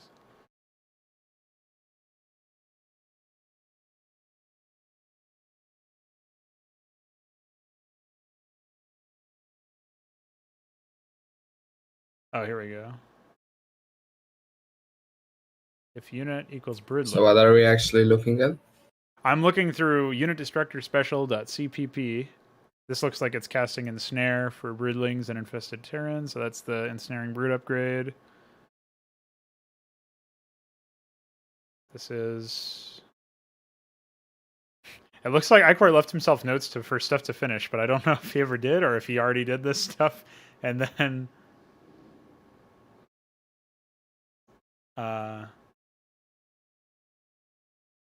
the fuck? Yeah, I don't know. I think those are like just comments that are meant to describe what he's doing. No, it's just like add condition later, add finder later. Let's try nuclear missiles mid-launch.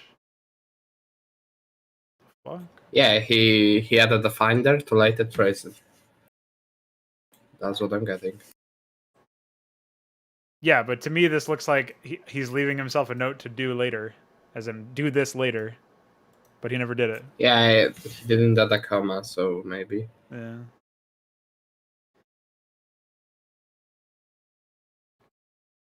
Yeah, so basically what I'm thinking of is in this particular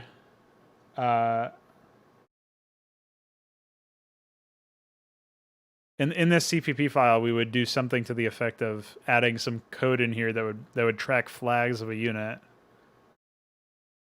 So we could do it like right at the end here.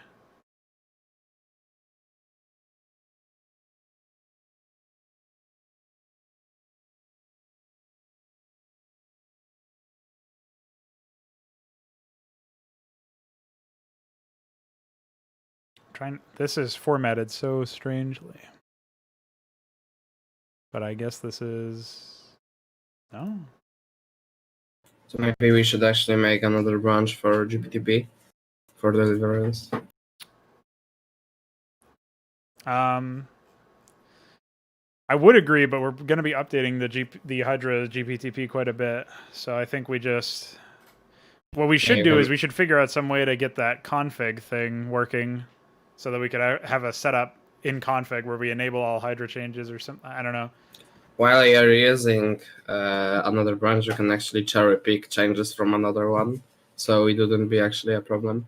Oh. Well, in that case, I guess we will. What we would make a fork, I guess. No, just another branch. All right, hold on.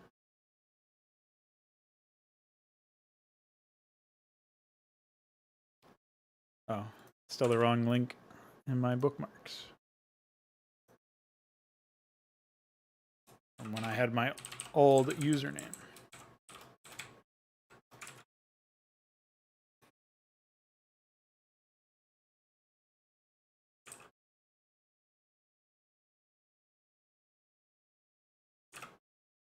Okay, so then how do I branch? Oh, one branch. You click on the branch icon on the left. Find or create a branch. The one branch. One.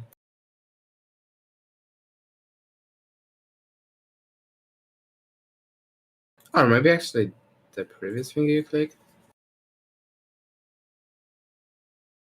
Yeah, I think I have to type one in, so we'll say Deliverance. Yeah. Create branch, Deliverance. Okay.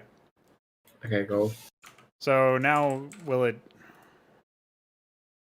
Well, now you will have to set what branch you want to commit to in the git ahead. Right. So you probably have to fetch to, yeah. I did, but it didn't do anything, SMH. Maybe try pulling. Already up to date. Hmm. Oh, there's a different remote. Oh yeah, because you don't have a local branch though. Click create local branch. Epic. Okay. And so all my changes in the folder will now write to... Yeah. So basically, if you switch from branch to branch, all the files will change. Gotcha. Okay. So now what I can do here is I can find... I really want to know where this begins. I think this is actually the root. Oh, no, I guess not. It's just improper formatting or something. Okay.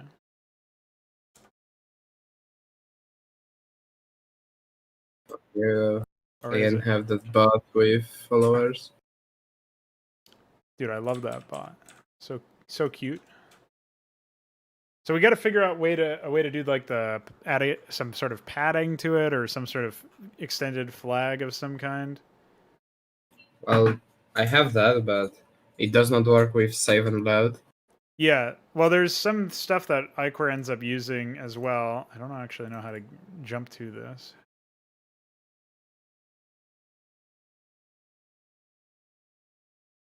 Go to declaration. Here we go.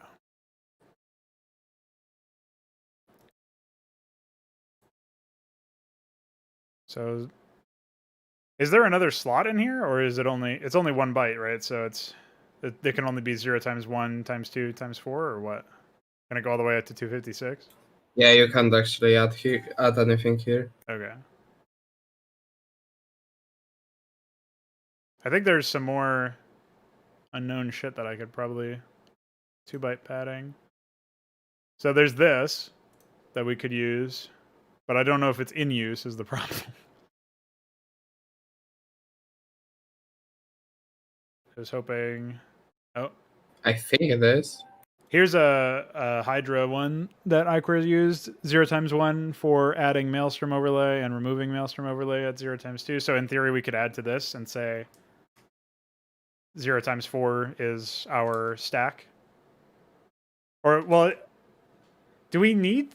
Okay, this is where I'm going to defer to your knowledge here for sure, because we need to be able to store up to 10 stacks for each unit. Up to 10 stacks of the ability. Does that mean it's not like a binary flag? It's not like 0 or 1. You know what I mean? So, what's the size of an integer that we would need for that? Like, can we actually can we build it into the 16? U16? Because we're only using the first 2 bytes of this. I think it would be 3 bytes. Wait, give me a second. Okay.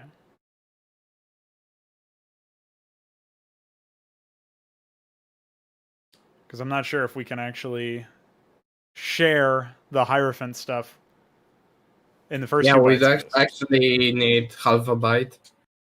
So that would be actually 16 different numbers and 4 bits.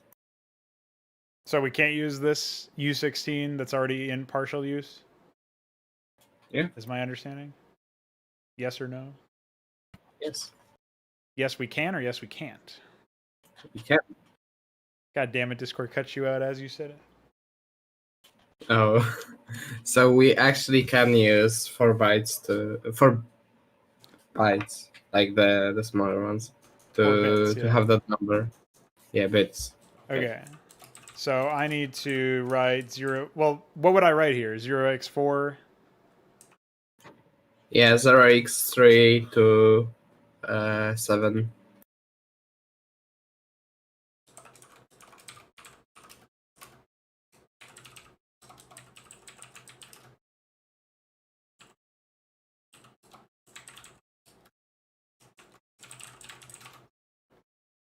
Will that work for... I guess the Hierophant flag overlay stuff is only 1 byte, so yeah, we should be able to use... It should work. We only will have to actually calculate that number from the U16. So I will make the math anyways. Okay. So now I can create like some sort of logic in here that operates this. So we'll say... Yeah. Oh, maybe we should put it up with the other stuff that I added, though.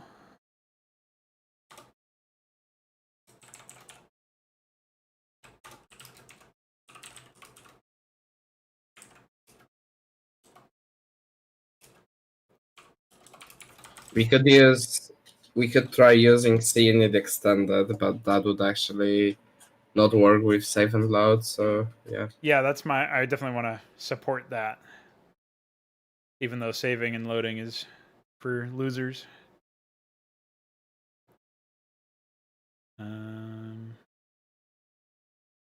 So maybe, I don't know. Who knows? Maybe I'll decide. Fuck it. You guys don't get to save.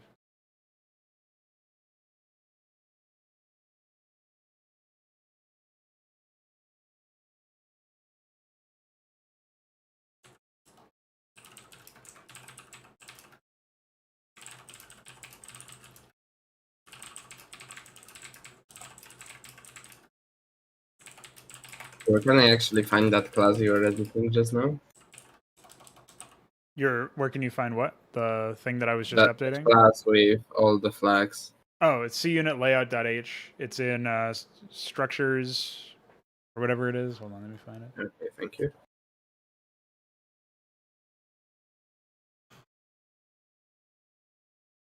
Yeah, it's an SEBW enumeration, or sorry, yeah, SEBW structures cunit layout.h.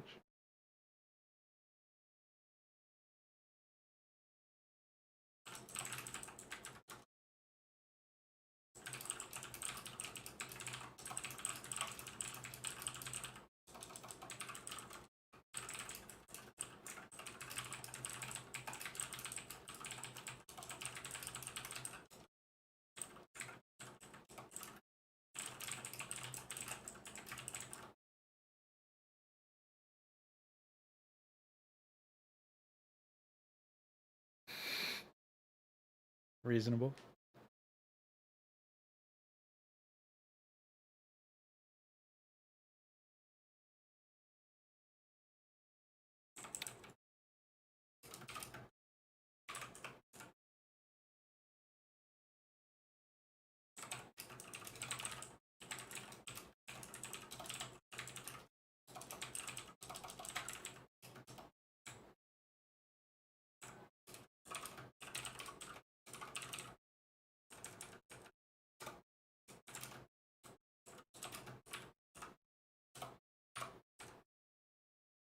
Can I send you a line which should actually calculate that number from the unknown?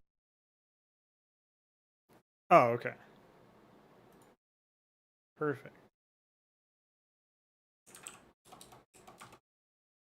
I hope I didn't overlook anything. Oh, yeah, I think it should work. Yeah, I just needed an arrow instead of a dot. Yeah, because you're probably using a pointer. I'm not sure if my conditional is correct, but it's basically checking if it's in range of 3 to 7. So if it's greater than 2 and less than 8. So hopefully that makes sense. Well,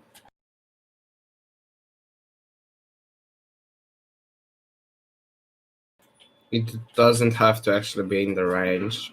So you should probably first try like calculating the stacks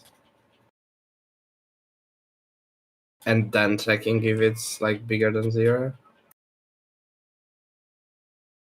So what would the conditional actually look like then? If stacks is greater than 0.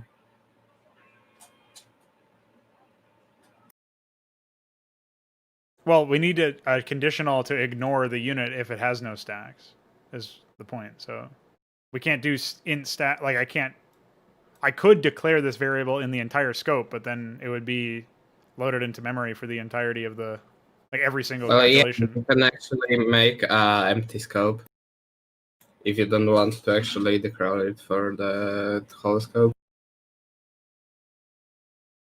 An empty scope. So what, I would do namespace or something? Something like that. Hold on. Oh.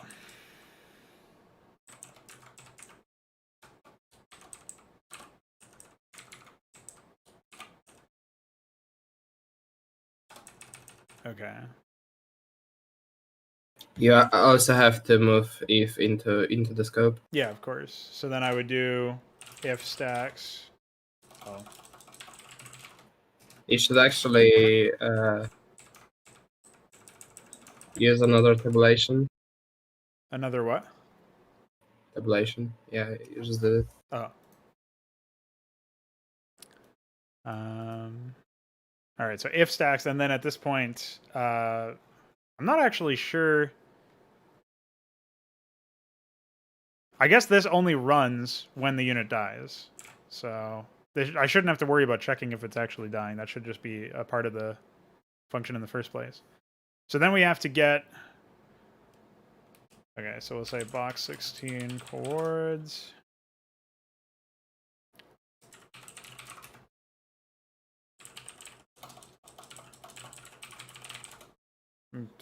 Mostly cheat sheeting over here.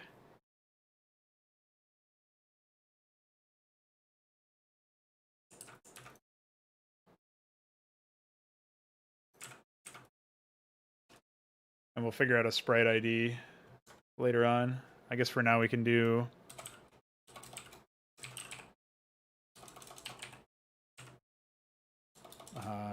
shield, no? I guess there is no sprite ID for recharging shields. It's an image ID. So maybe I do see image instead? I'm not sure.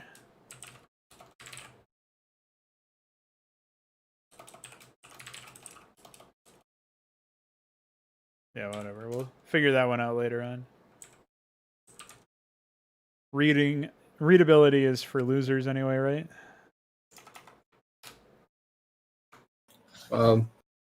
Yeah, I'm sure PQ would say that. Okay, so then we do... So if stacks, and then... So I actually also gave you a command for incrementing the stacks. Wait, why are we incrementing it? Because you have to actually stack them, right? With oh yeah, so that would probably be somewhere in game hooks, I guess. So yeah, or maybe in weapon hooks. Yeah, like weapon damage, maybe. Yeah, probably. Or weapon damage should be fine. Maybe we should actually bind to the behavior, not to the Ecclesiast, right? That's the name. But to their weapon, I guess. Yeah, so it would have to be their weapon ID. It would be nice if we could just create a flag or something, but that's obviously not feasible in this case, I guess. No, it's not. Like, maybe if we would have the save and load system, but even I couldn't do it, so... Yeah. I mean, maybe he will try in the future, but... Yeah, we'll just make our own game by that point, I think. Eratiate target, by the way. Nice spell check, whoever did that. So... it looks like we just throw everything in here in this this conditional that checks for the hit points. Basically, if unit must be already dead, unit must be already still alive or vulnerable. Yeah, I just added before the weapon ID equals live something. Yeah, right here.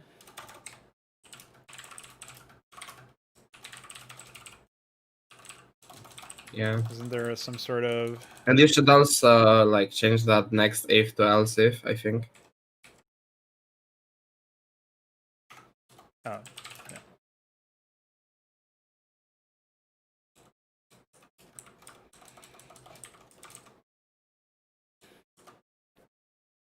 Is there a... I don't even know where the fucking enumerations are for weapons. Maybe it's in C unit. Just control click weapon ID. Oh. Hold on. I'm in the wrong thing now. God damn it. Wait, where did I even go?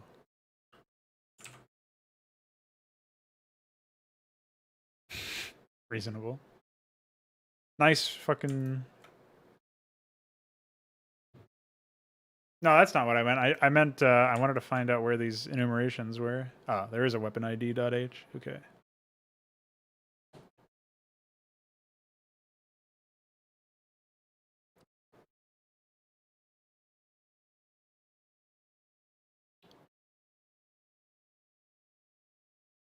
Gauss rifle unused, by the way.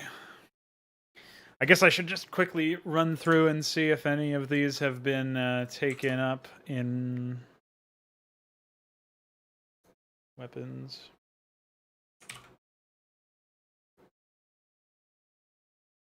Or which ones haven't, I guess. Oh, looks like most of them have not. Alright, we'll do 110, I suppose.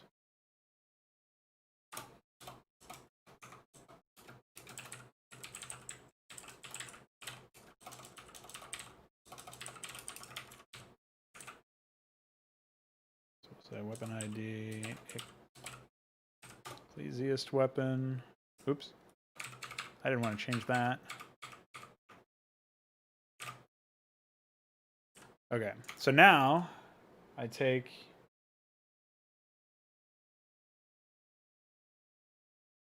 this and oops.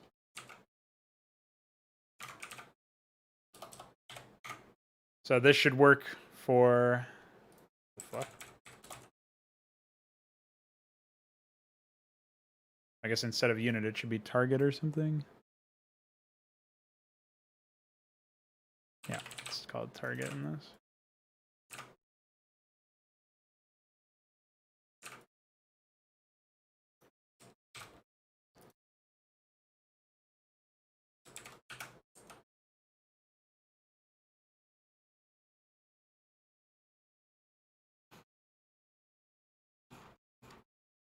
Yeah, it's already included.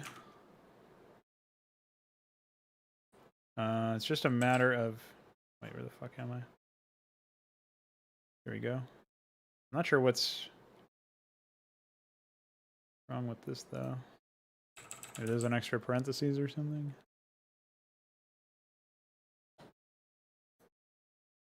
Yeah, I just need to add one more parentheses, it looks like.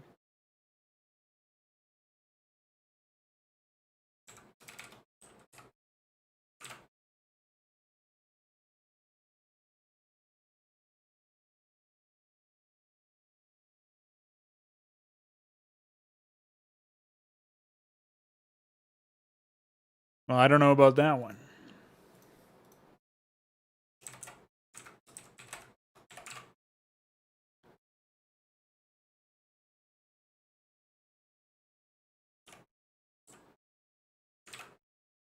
Oh, there we go.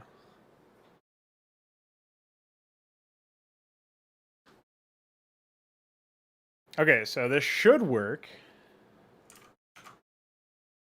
And now I just need to jump into this again.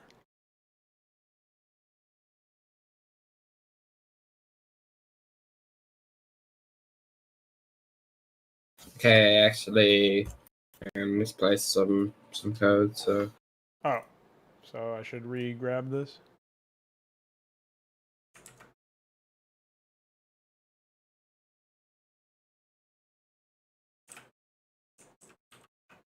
Oh, I have to do this again.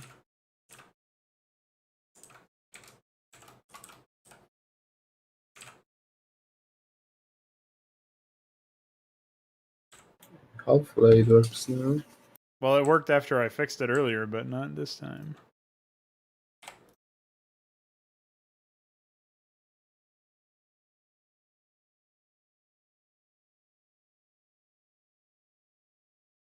Do I need a...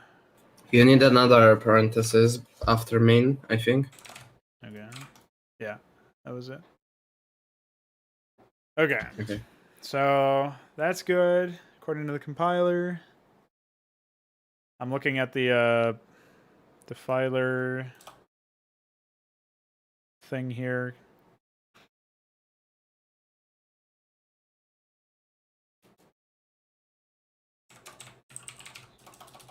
All right. Let's do this.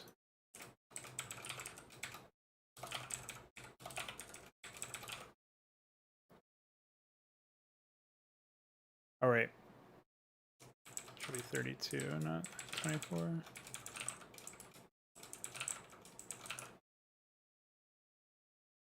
Kirby?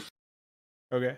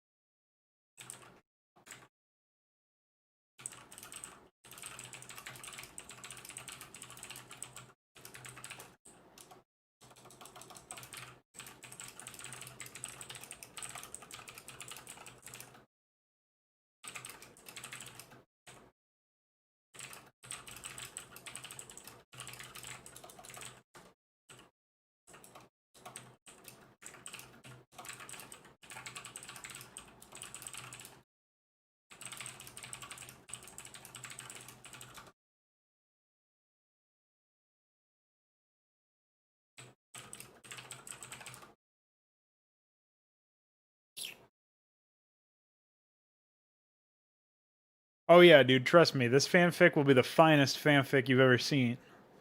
Presented in a quite a professional manner. We're plugging in some stuff for a new unit right now, as a matter of fact. When's the last time you saw a new unit? Not since Hydra, baby. Not since Hydra.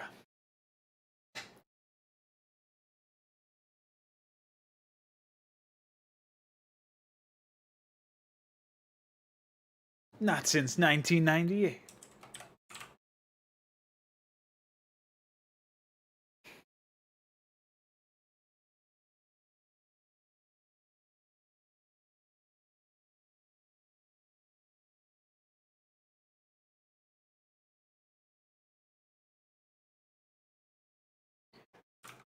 I wonder if... Did iQuare put that upgrade into... Well, no. That can't be the case. Hold on. Let's get to the bottom of this. It's fucking disaster.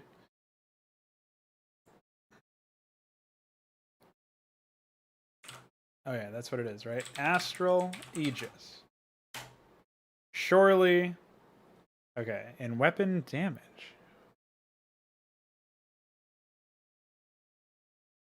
Huh?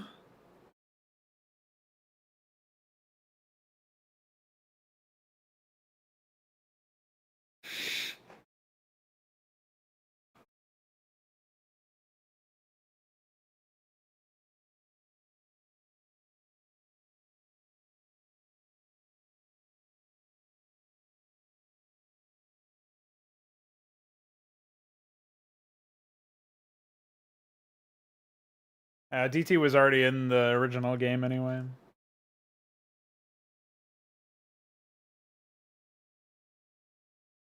I also don't think the Valkyrie was the vessel in the opening cutscene. And that does, even if it was, that does not class it as a fucking new unit. You can't use it. It's in a cutscene, dude.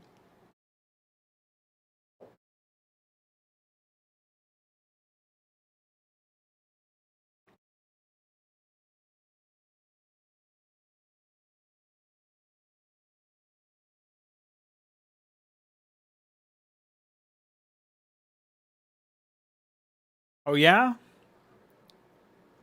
I was just pretending to be a retard. Joke's on you.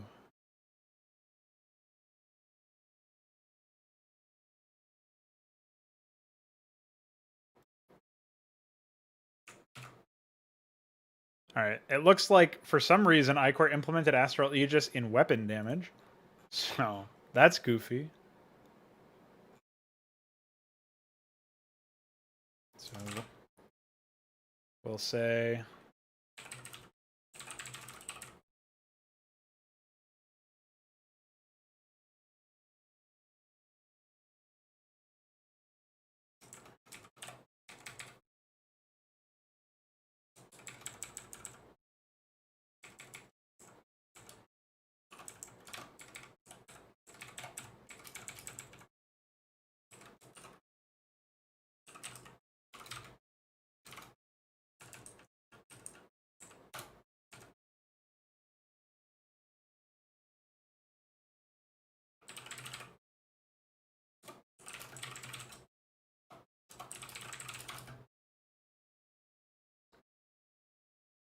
An elaborate poop ruse.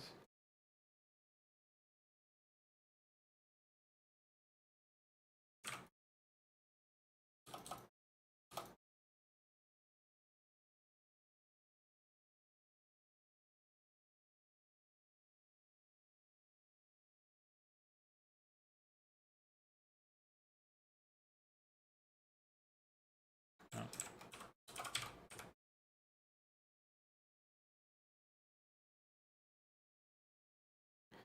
Yeah, this is another issue though, is I don't actually...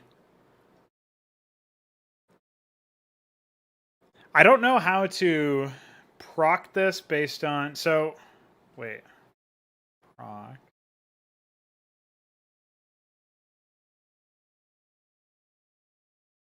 I'm not sure how to structure this at all, as a matter of fact.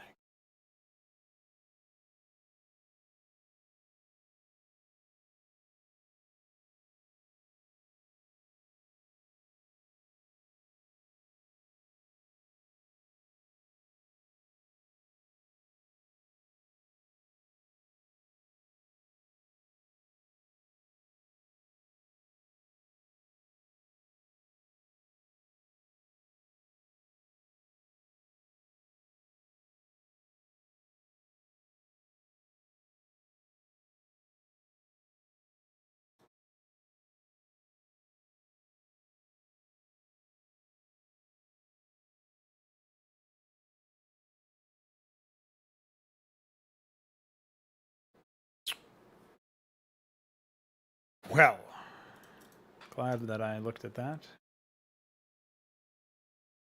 So the core issue I'm seeing is we need to find some way within this. I'm not sure what the logic of stuffing this somewhere else is anyway, though, right? Like,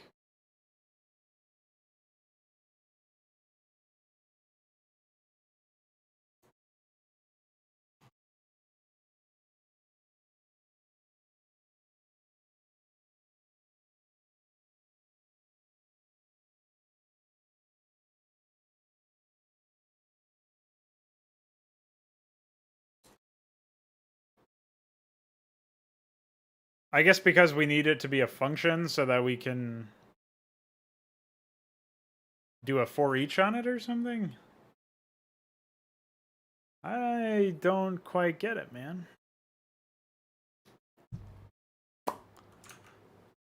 So have you actually invited me to the repo? I didn't really finish setting up making it. I'm too busy trying to do this shit. But I am thoroughly confused, I must say. So iQuare made a...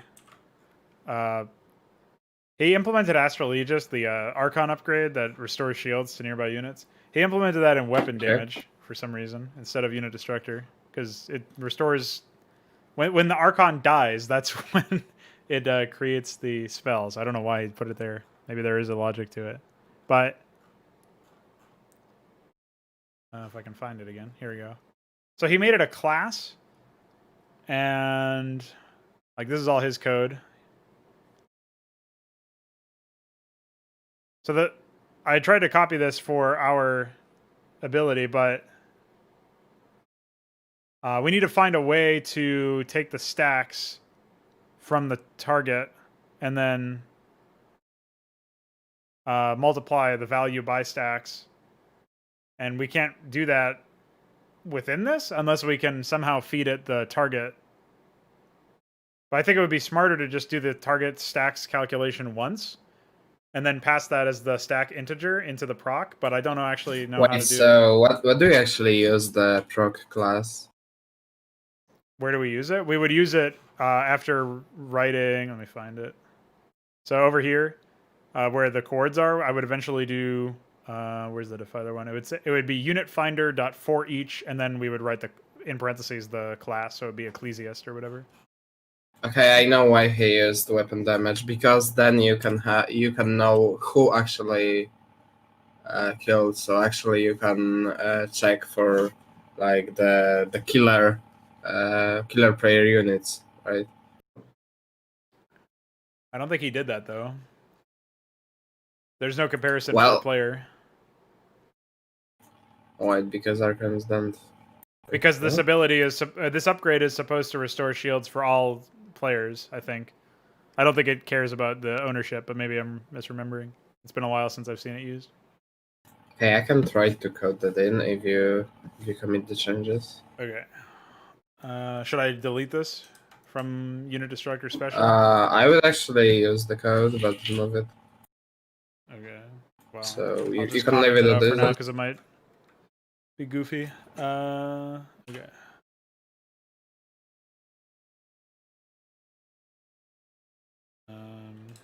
Define weapon and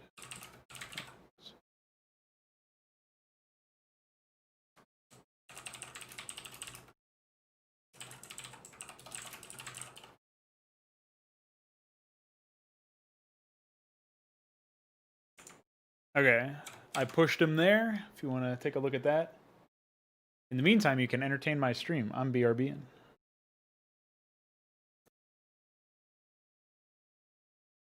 Hey, Hydros doesn't. What's up, dude?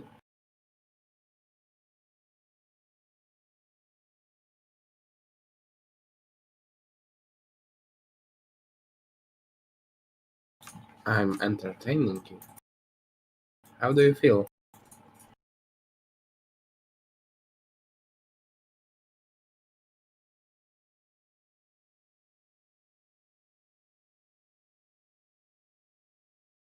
Oh yeah, I'm terrible at it, I know.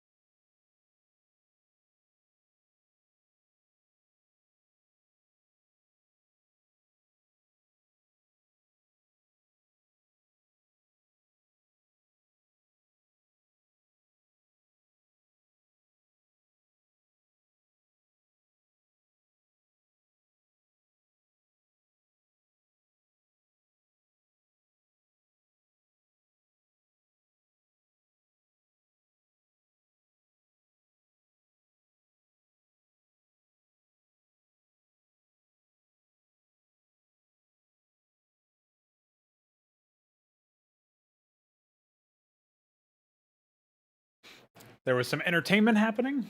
Is that what I saw? And What? You? sort of. Oh.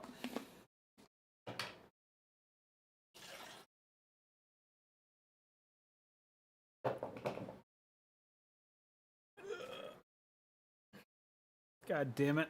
Oh, there it is. Is there actually any function that allows to get a vector of units in the area? That's what the chords are for, as far as I understand. So look at the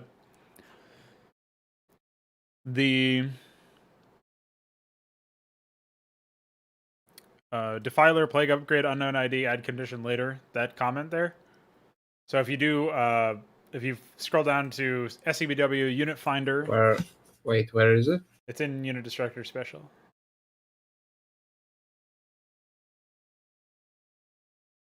Okay, I'm in the file, what now? Yeah, you see SEBW Unit Finder Unit Get X, minus range, Unit Get Y, minus range, Unit Get X plus range, Unit Get Y plus range, and then Unit Finder for each, and then a variable or whatever. Well, it's a proc. You mean the custom plug proc? Yeah. Okay. So just look at where it says SCBW : Unit Finder. That's getting, well, that finds all the units within a certain amount of space. And then the unit finder dot for each is what is running a proc or whatever it is doing. I don't actually know what that's doing. But that's running for every single unit that it found within that range. So I already defined a range in the coordinates of the box 16 in the Ecclesiast area that I started to write. I defined it as a 32 on either side, so it'll be a total of 64 wide by 64 tall in terms of its box. And you'll just feed it. Well, I guess the range is going to be equal to 32. So and you could just copy the unit finder thing from the plague block, and just change range to 32, and it should work fine. Okay. And then you would just do, instead of for each upgrade plague, you would do for each and then whatever your proc is. So Ecclesiast proc or whatever. But just remember to define the proc earlier, like. Okay. Well, I'm not sure it says custom plague proc 2. That's its own class. That's right below the shit that I commented out, the Ecclesiast proc that I started to write. So yeah, you would just do that definition, I guess. I've never messed around with classes really, so still very new to all It's this. a polymorphism from what I'm seeing.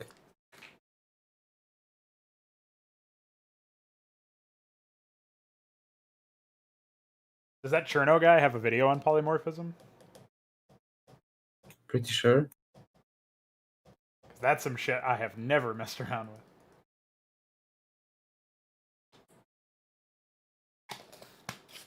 And apparently, the only polymorphism in all of Starcraft is for the Unit AI class. Or whatever. But I'm not sure. I don't even know what polymorphism is, so I couldn't really tell you. Now, is polymorphism related to the idea of, like, for example, there's a value that if you write to it or you access it, it returns a different actual value depending on what kind of unit it is? Is that something related to it? Yeah, so it actually uses different methods, like depending on what class it uses. Yeah. So for example, here is the proc thing, which is actually dynamic, and like every proc has a different effect, but it's still like handled like by the same logic. So that's why you use polymorphism. Yeah. So, like, in my experience, I noticed that, for example, certain buttons in the UI, if you access the field 32 on that button, 0x32 in it, it returns a different result depending on what the actual button type is. So if it's like a button, then it returns something, but if it's an SMK, then it returns something else. I don't know if that's related or if that's something completely different. Yeah, I don't know. Maybe. Yeah, this Protoss guy has no idea what the fuck he's talking about. What's wrong with him? How's your progress been anyway on the stuff so far? Well, I think I'm close to actually doing this. Cool. I appreciate your help. Let me get out of there.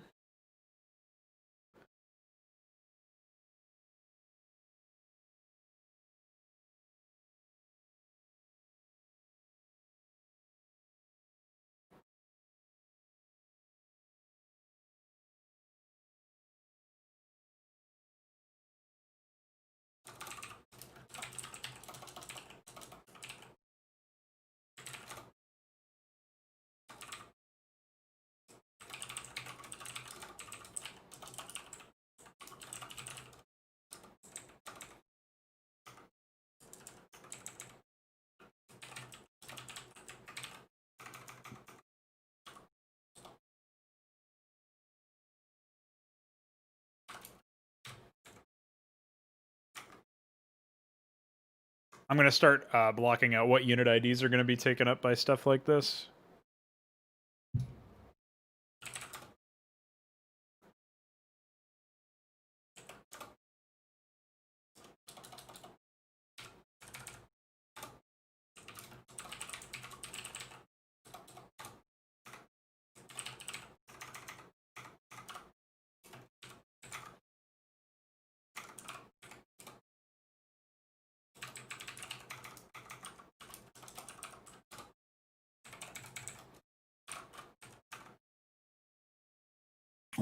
Hey, I think I have it.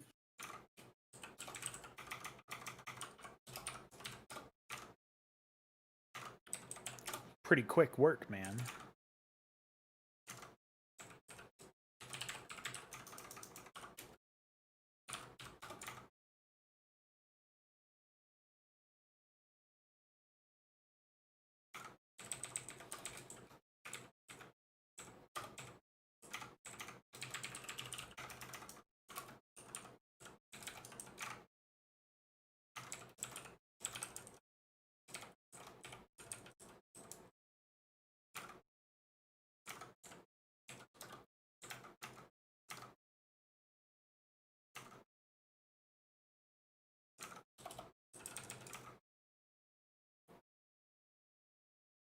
Pretty sure Mojo's in use.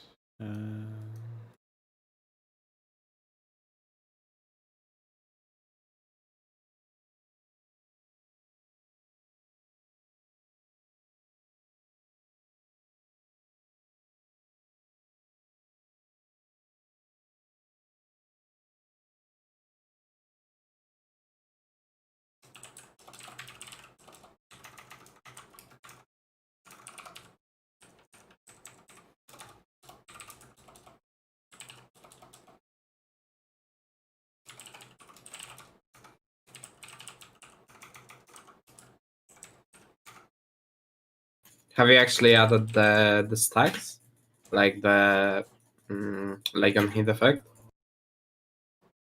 In the unit layout or in weapon damage? I did both. In damage? Yeah, it's in. If you look search for ECCL, you should find it. It's at the very. It's right above the glaive worm declaration check. It's like towards the top of the weapon damage hook. Okay. You actually did not check for the upgrade. Should I add it? Well, I don't know what that upgrade is going to be yet, but yeah, I will. Okay.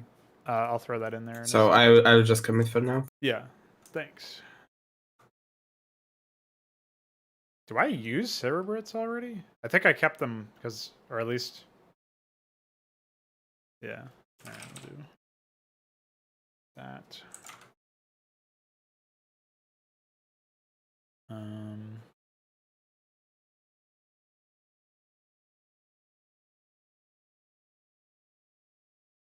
So that pretty much takes up all of the hero slots just for the in-game representations of these characters.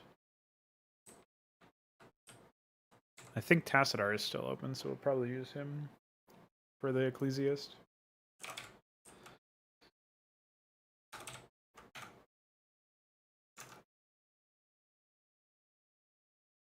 Okay, should be up. Okay.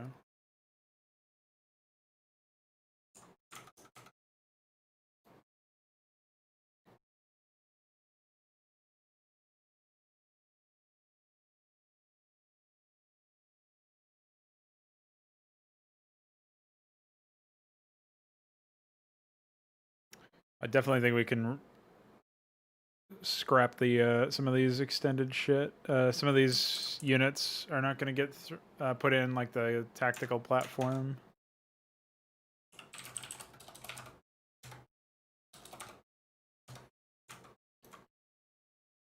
So we'll say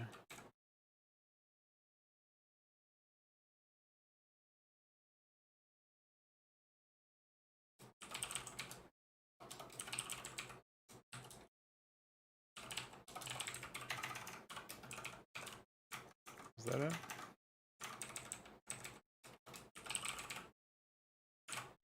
Okay.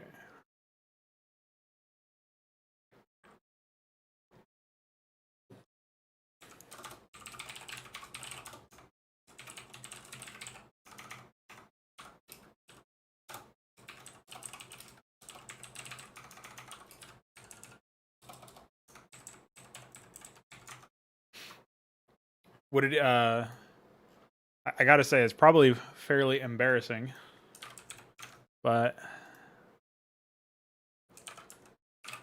I think I had an original at some point. I had some plan for the ending of one of the campaigns that was going to come after Deliverance to be about to have some boss battle. I'm pretty sure I planned at least one boss battle. Yeah.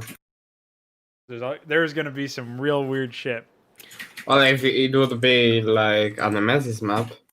No, good, it was some micro shit. I think I'm pretty sure it was something holy like shit. it was gonna, Like in Heart of the Storm. I don't know how to describe like it to you Dark because Angel. I'm not even really. Yeah, it wouldn't have been like that. It wouldn't have been indicators. This is back in like 2016 or something, but or no, probably even before that because this is a campaign I haven't thought of since at least 2015. But I had this idea that there would be some showdown where the lead scientist character Lanigan, like gets into some mech. I was gonna be a Goliath, but I was thinking it might be like a souped up Goliath or something. He's gonna have some weird special shit associated with it, and he'd be like he'd be like trying to defend his creation or his science experiment or something. It was gonna be some really weird shit at the end where you had to commit some treasonous acts by killing off the Emojins stuff because you're gonna play as the Emojins at some point in the campaign afterwards. But it was a real fucking mess. Not a whole lot of reason to bother with it, but okay, let's pull your stuff and add new unit IDs. Okay, so if I hop in here, what did you get done?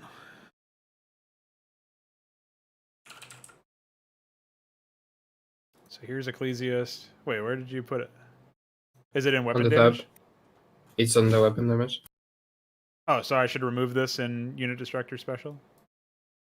It's already removed, I think.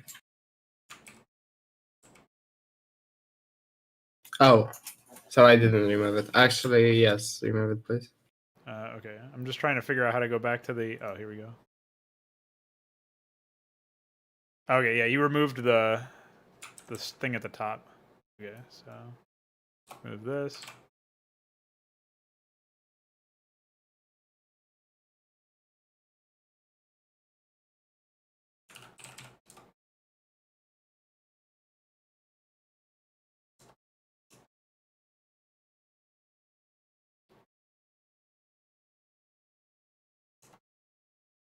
Okay. So in this case, all we need to do is add the upgrade ID check, right? Yeah. In this case, and then we can test that and see if it works.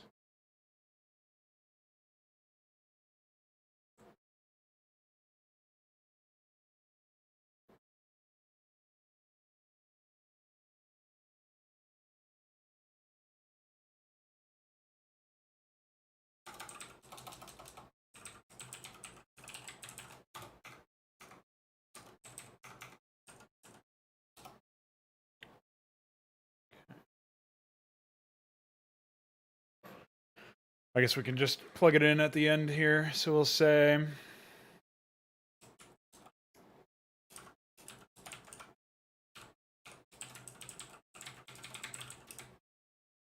I don't have a name for it yet, so we'll just call it that. And then unit destructor special, or sorry, weapon damage.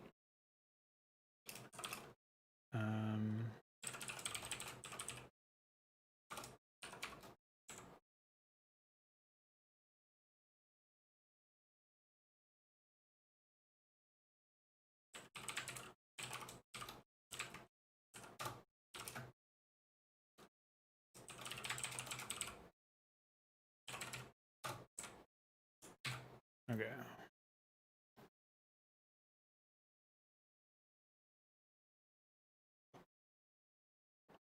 Cool.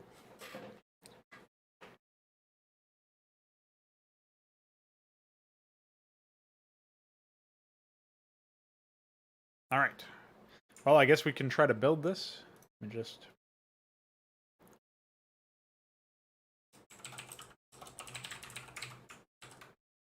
change the plugin name here.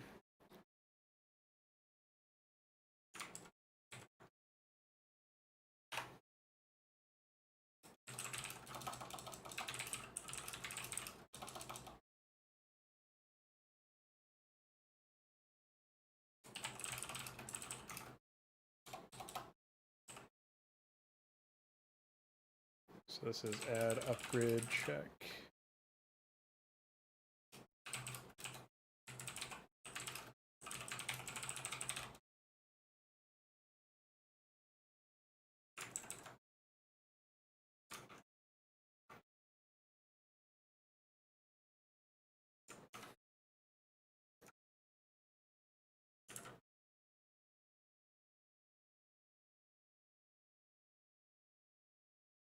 I guess I should just throw everything into old.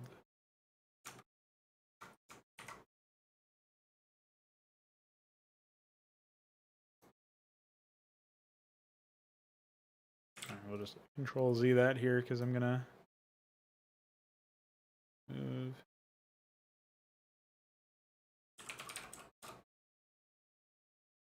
In there.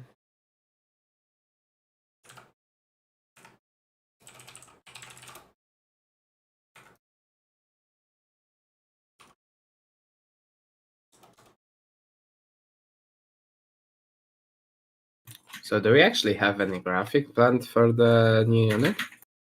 I was digging through what I have, but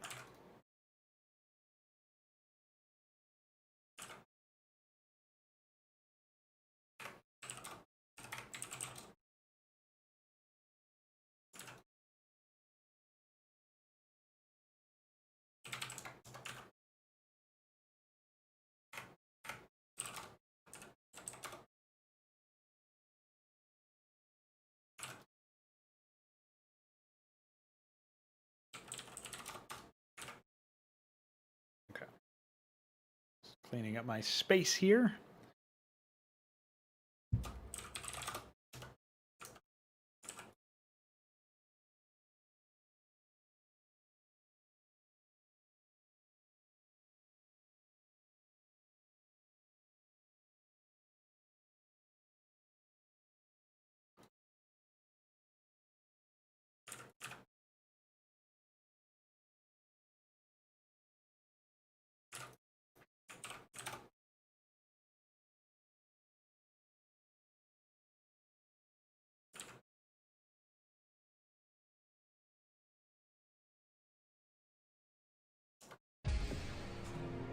All right. Now I just need to add definitions for the upgrade.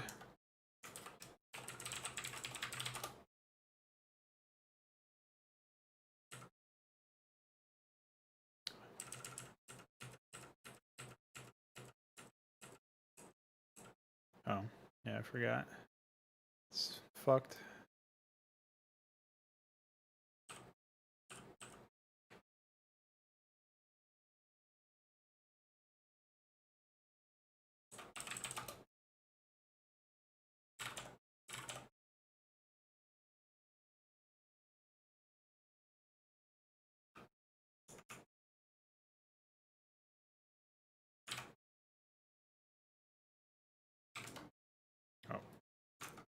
Shit, homie.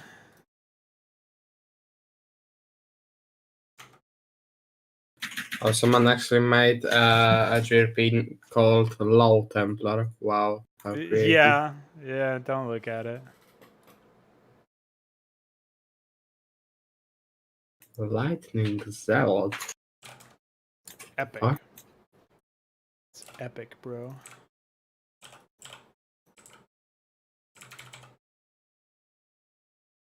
$31.25. What the fuck? I don't know how I broke that one.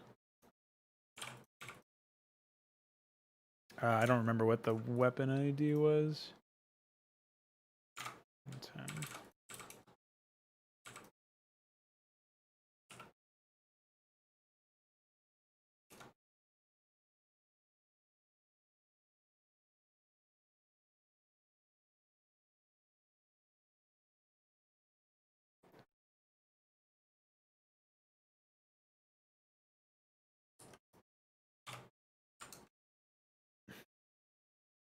What did I say these guys had? All right, small size. Okay, so I didn't actually find any worthwhile graphic. Yeah, there's some shit that I can use as a placeholder. It's gonna be pretty ugly.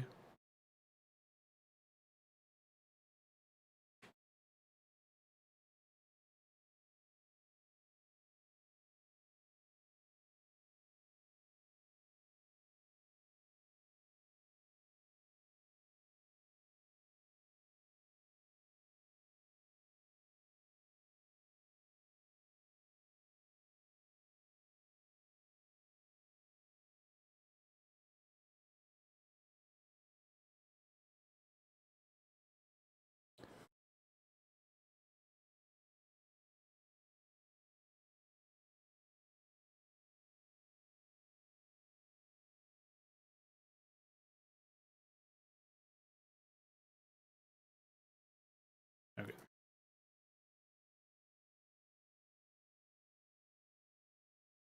Let me compare this to phase disruptor. 30.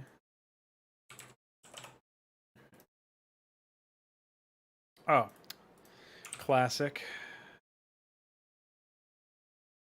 I don't think this is even going to do anything. Oh, it actually did save. Well, sort of. It managed to save everything besides the range increase, or the cooldown increase. Weird. Okay. Oh, except in the wrong directory.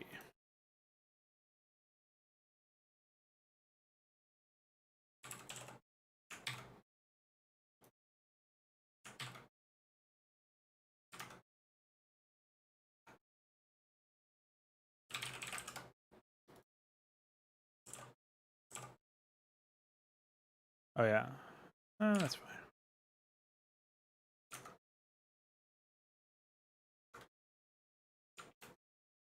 So maybe I could actually define the unit in PyDat, unless you did it already.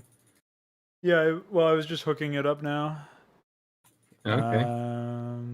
Just need to grab. Let me know if you have something to do for me. Yeah, I know, it's definitely seemingly fucking weird. I mean, it was pretty good that we got all this shit taken care of code base wise already. That was pretty cool.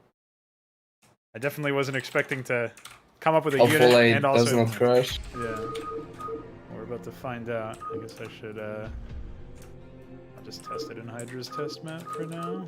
But we'll make our own folder workspace and all that shit later.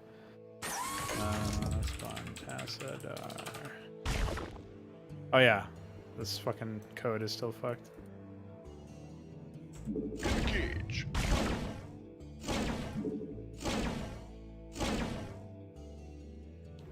Alright, I think this is correct. But we need to test it with some...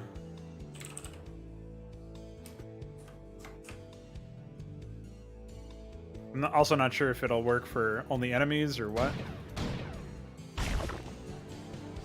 Yeah, what's up, Hoop? Oh yeah, I guess I should mute that anyway. But I think it will actually work for every Protoss unit, which I might change if you need. Like not even every Protoss unit, but every unit with shields. Yeah.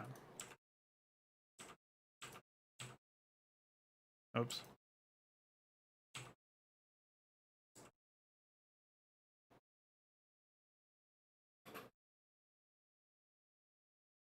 Doesn't look like it worked.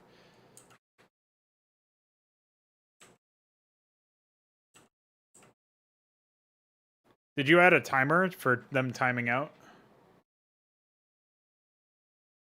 I actually just made it so if the damage that the Templar dealt is the killing blow, he heals.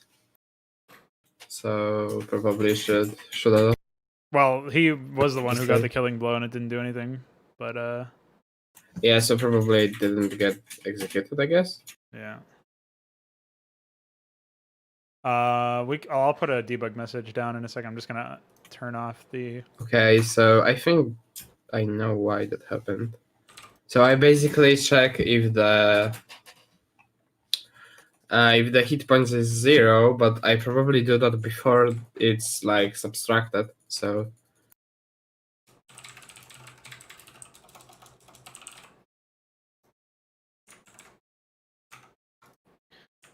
Well, the other thing I was gonna suggest is that maybe you're not multiplying it by 256, but I think you used iCore's do. code already, so it's probably fine.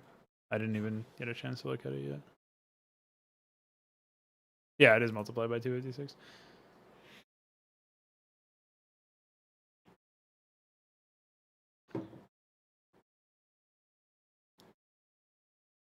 I see you've decided to actually name it a value that is more than just value. So your naming conventions are not quite as I gotta code this really quickly. Fuck, as iCores are.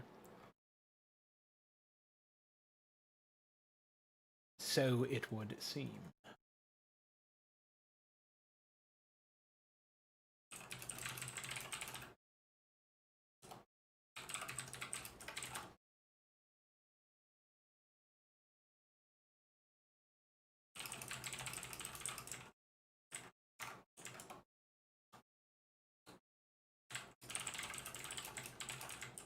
yeah, I think definitely better than PQs.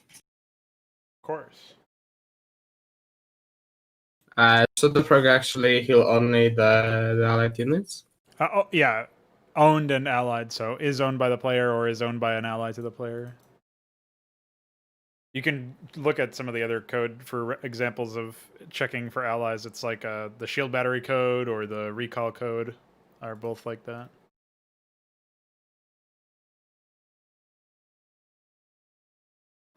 Oh, I know what I did.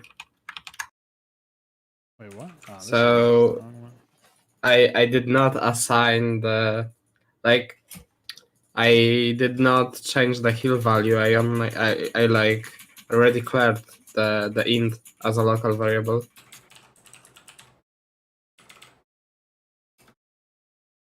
Oh man, I forgot about this stupid ass bug. It's not really a bug as much as it is just stupid, but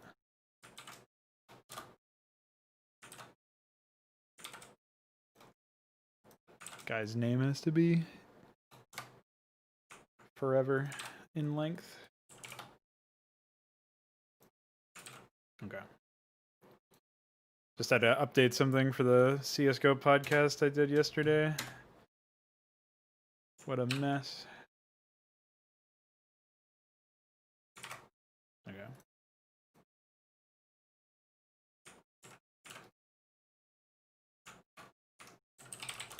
Speaking of Chrome, that's what I have to use now.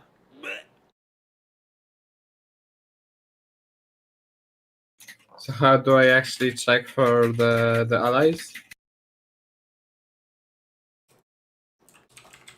Hold on.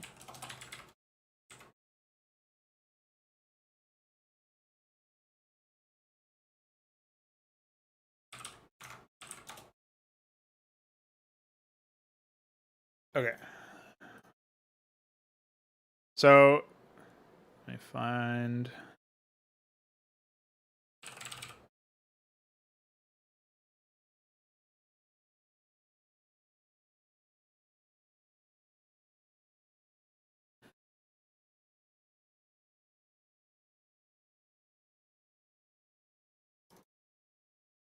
So in recharge shields, you'll see. Let me find it here.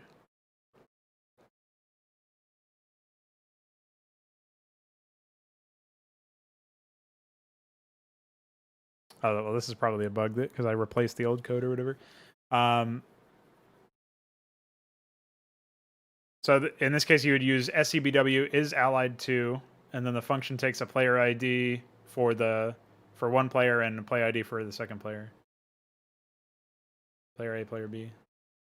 So you do SCBW : is allied to, and then just fill in everything from there. Okay, thank you. No problem.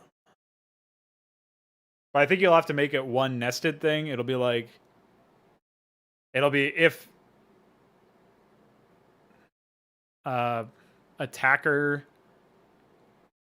player ID equals the proc target player ID, or if SCBW is allied to attacker ID and proc target ID. But for all I know, SCBW is allied ID or is allied to my. So I actually have to check if the player ID is equal, right? Yeah. Is that what you were saying? Yeah, I'll just write it. Because you'll have to make it the same conditional. Will have to have both as an or. So.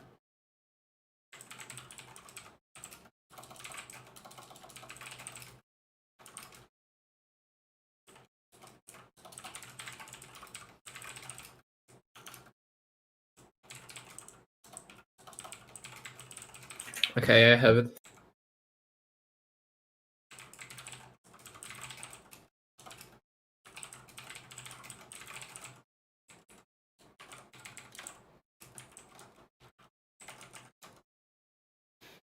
It would be something like that. I don't know what your proc target is, but that was just an example. You could also check if neither of those things are true, I guess, and then just return instead of. Well, I'm actually checking for the opposite, and if it is, then I return from the function. Yeah, that's what I was gonna say. It might, because that might be more efficient, memory-wise or whatever. Like it's more like readable because you don't nest so many things. It's also instead of I guess instead of an or, it would have to be an and. Yes. You could probably fit it in the same line as this unit stat shield enabled thing. Well, I just made it separate, so it's actually grouped like. Yeah, it's more readable if it's separate and nested. I Yeah. just mean like it could be compacted if necessary, but I don't think it has an added performance impact. So, all right, let me know when you're good to do. Yeah, it's up. Oh, okay, nice.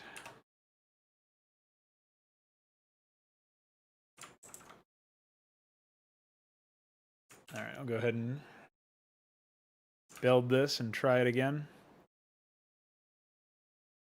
Holy pydats.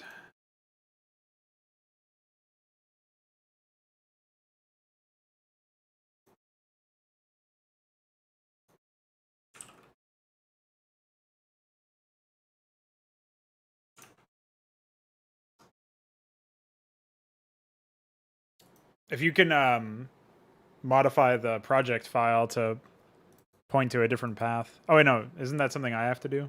I don't remember. How did you make it so that it built to that in the past? You mean the script that was moving the file? Yeah, that moves the file to a new directory. I don't remember the steps for me to do that. Yeah, you have to actually modify the file.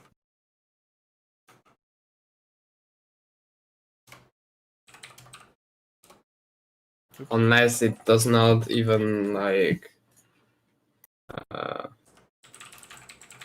execute that, so then maybe I will have to change something with the solution.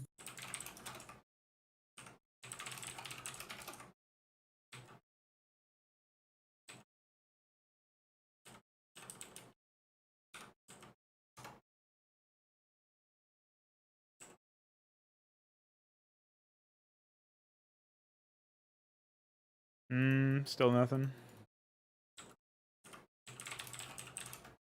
Maybe it has to be an enemy unit? No, I don't think so. Yeah.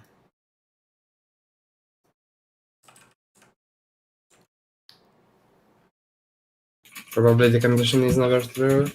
Yeah, we should just throw a debug message in there. I can do that real quick. Should I do it in the proc or in the weapon? I guess I can. I'll do it when it's incrementing the stacks, so that I know that it's actually doing that in the first place. So maybe actually the calculations for stacks might be also not working.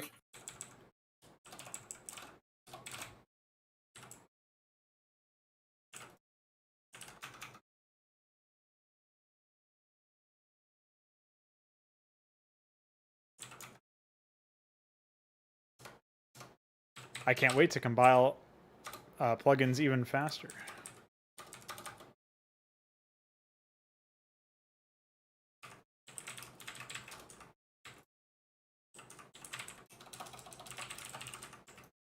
Oh, wow, I'm a fucking idiot. I don't even have the upgrade. No wonder it's not working.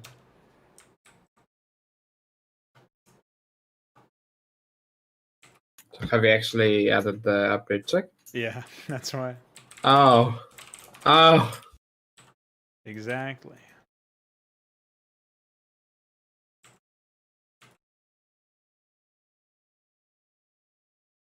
Still not working though. Well, at least we know that that's working. So can you actually add the big messages to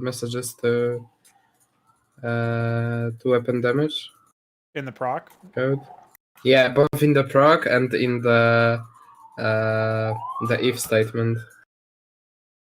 In the like at the end of the weapon damage hook.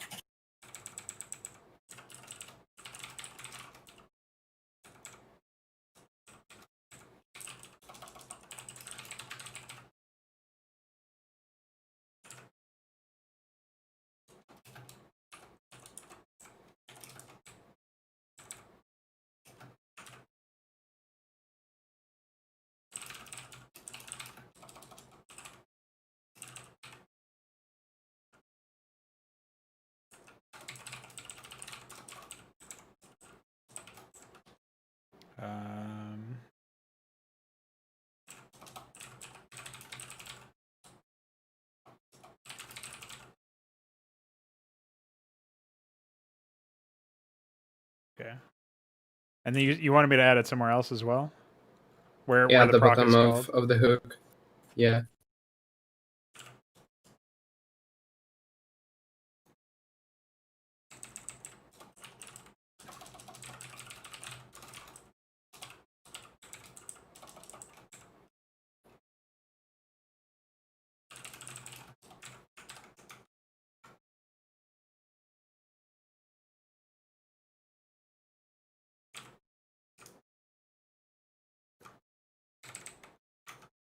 Yeah, so maybe we will actually have to move that function to some dev class. I don't know.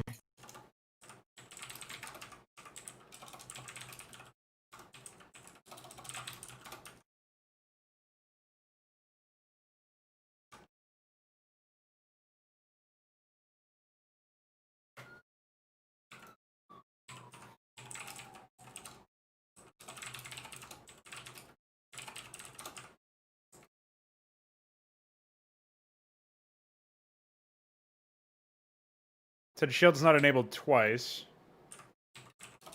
Oh, so proc is actually working. Interesting. Shield's not enabled and heal shields. Oh. So I don't know if it's also taking into account the unit that's dying when it says the first shield's not enabled. So it might be trying to... Well, it wouldn't invalidate other healings, so...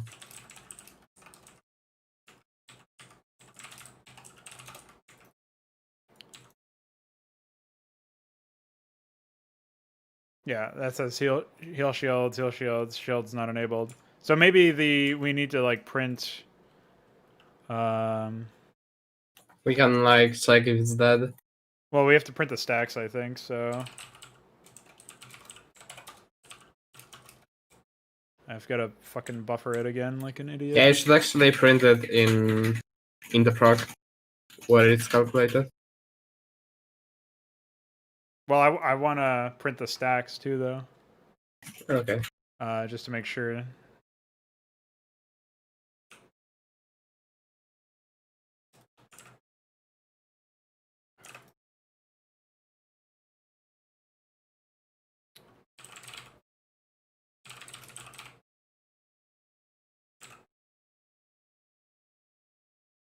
And then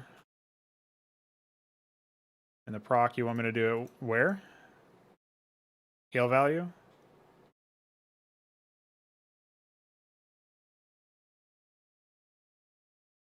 Wait, Ecclesiast proc.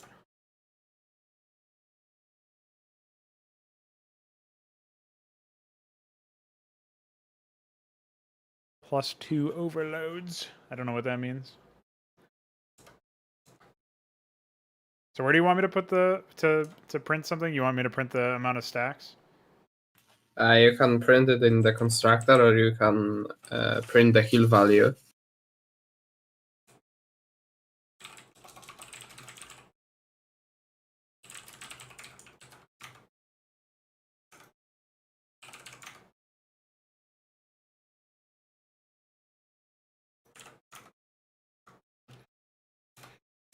Because I'm thinking maybe at this point the issue is that the stacks are not being saved correctly or read correctly or something.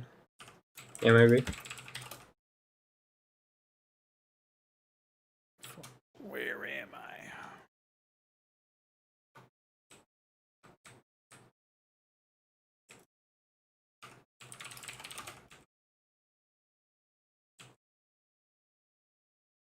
Stack count 0, yeah. And it should definitely be more than that.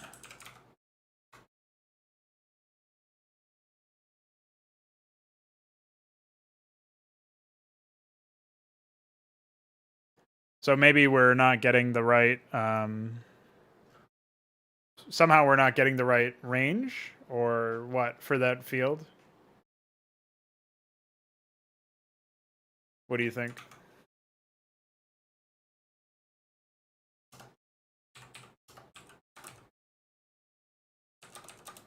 I want to try something where... Well, no, that doesn't make any sense that it wouldn't work that way. So what did you ask? It's coming up 0 stacks. Always. Oh, that's it. So I'm wondering if the range of the stuff is not accurate or something. Like we're not initializing the stacks correctly or something like that. So can you actually also print stacks, not only heal value?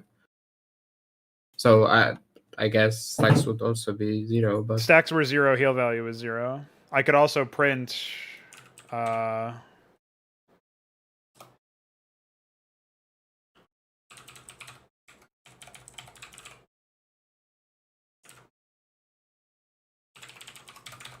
could try to print that.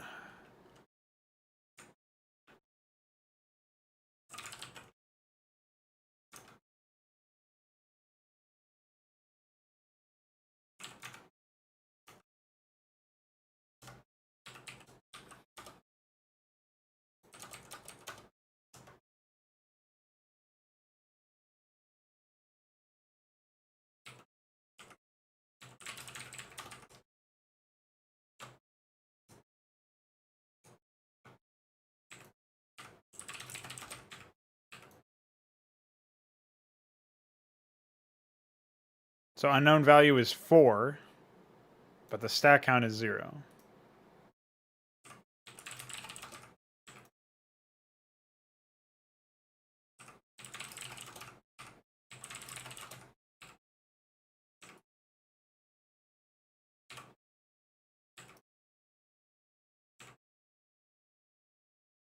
It looks like it's 4 no matter what.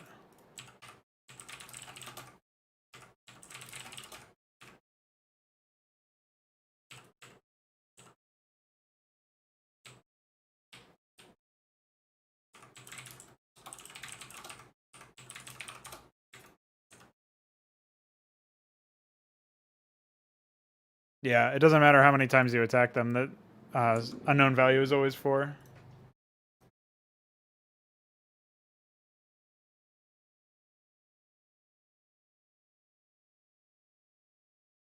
SMH.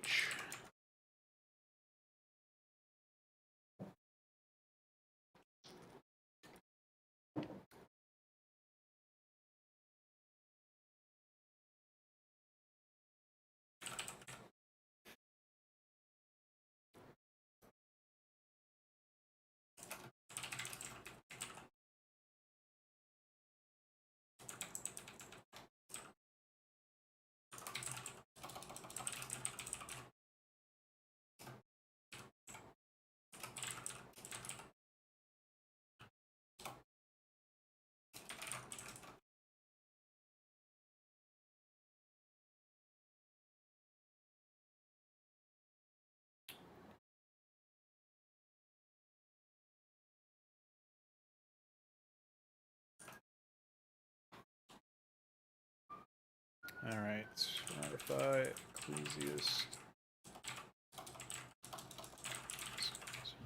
Okay. So that's in. I guess I should probably pull the test map into the Deliverance folder.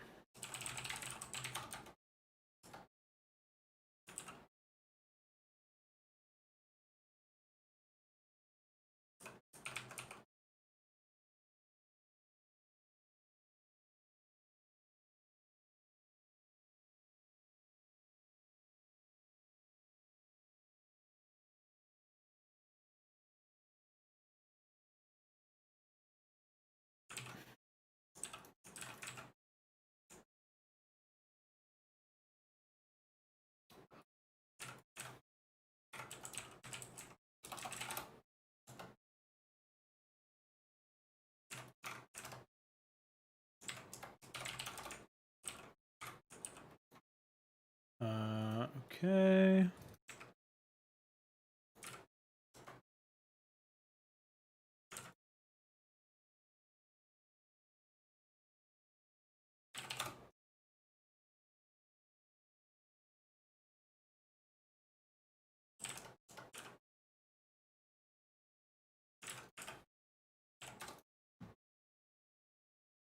Okay, I'm back, sorry.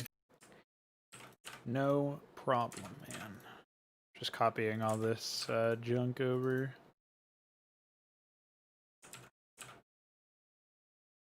Also, I think what might happen is that the Hierophant code actually overrides the stacks. Yeah, well, it says that the value is always 4 of that unknown value. I don't know what that means though, because 1 is like 1 and 2 are there, but something else must be do setting you know its value where to is 4. the Hierophant code? Yeah, I think it's in Ace, but let me check.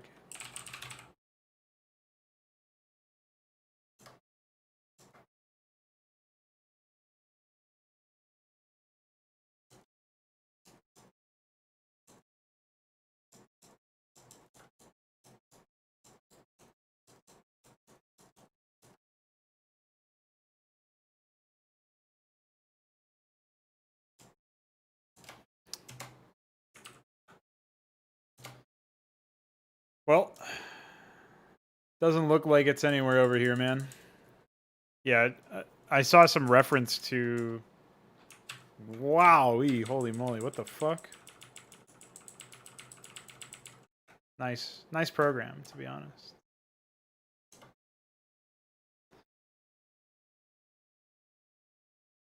There's some more padding at the bottom.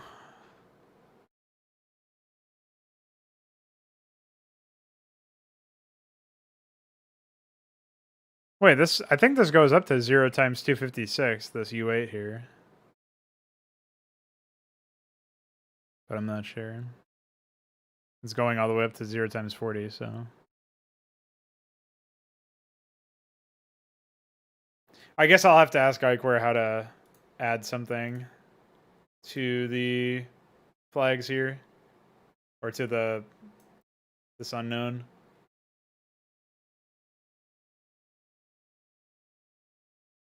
I guess. Because I can't imagine anything in particular. Nothing's coming to mind as to what would be fucking with that, so...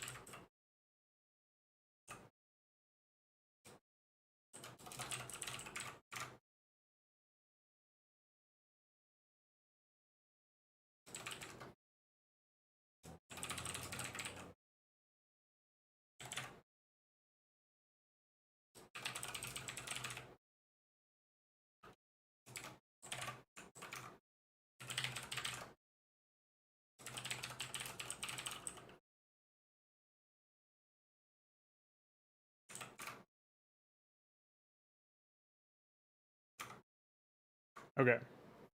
Well, I did the quick res stuff, so I can throw this junk into the plugin, or into the various files here.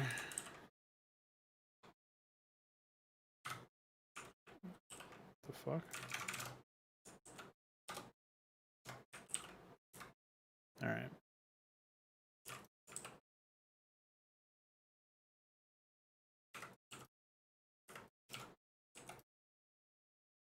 I'm sure that... Oh, okay, good one.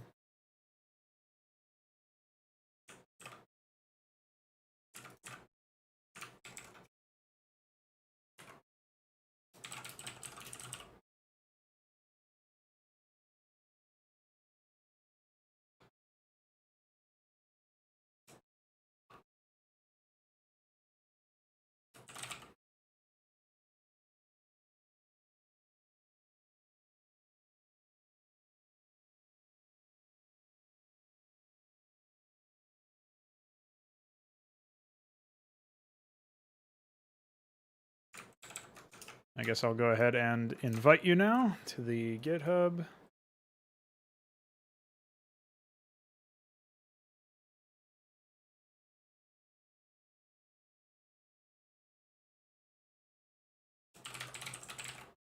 I don't remember what my password is.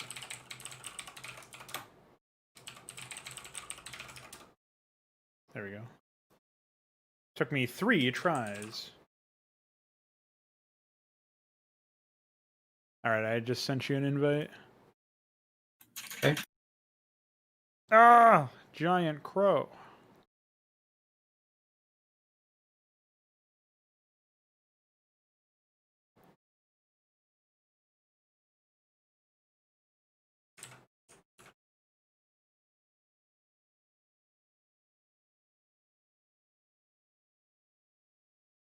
Okay. Alright. Well, I think that will do it for the stream. So, made some pretty good initial progress. Got our folder structure set up, got our GitHub set up, started working on some unit concepts and shit. So yeah.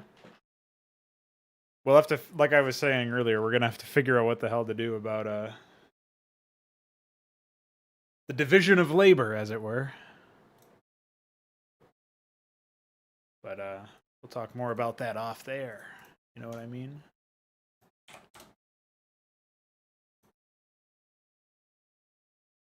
So yeah, say bye to the stream. Bye, stream. Bye.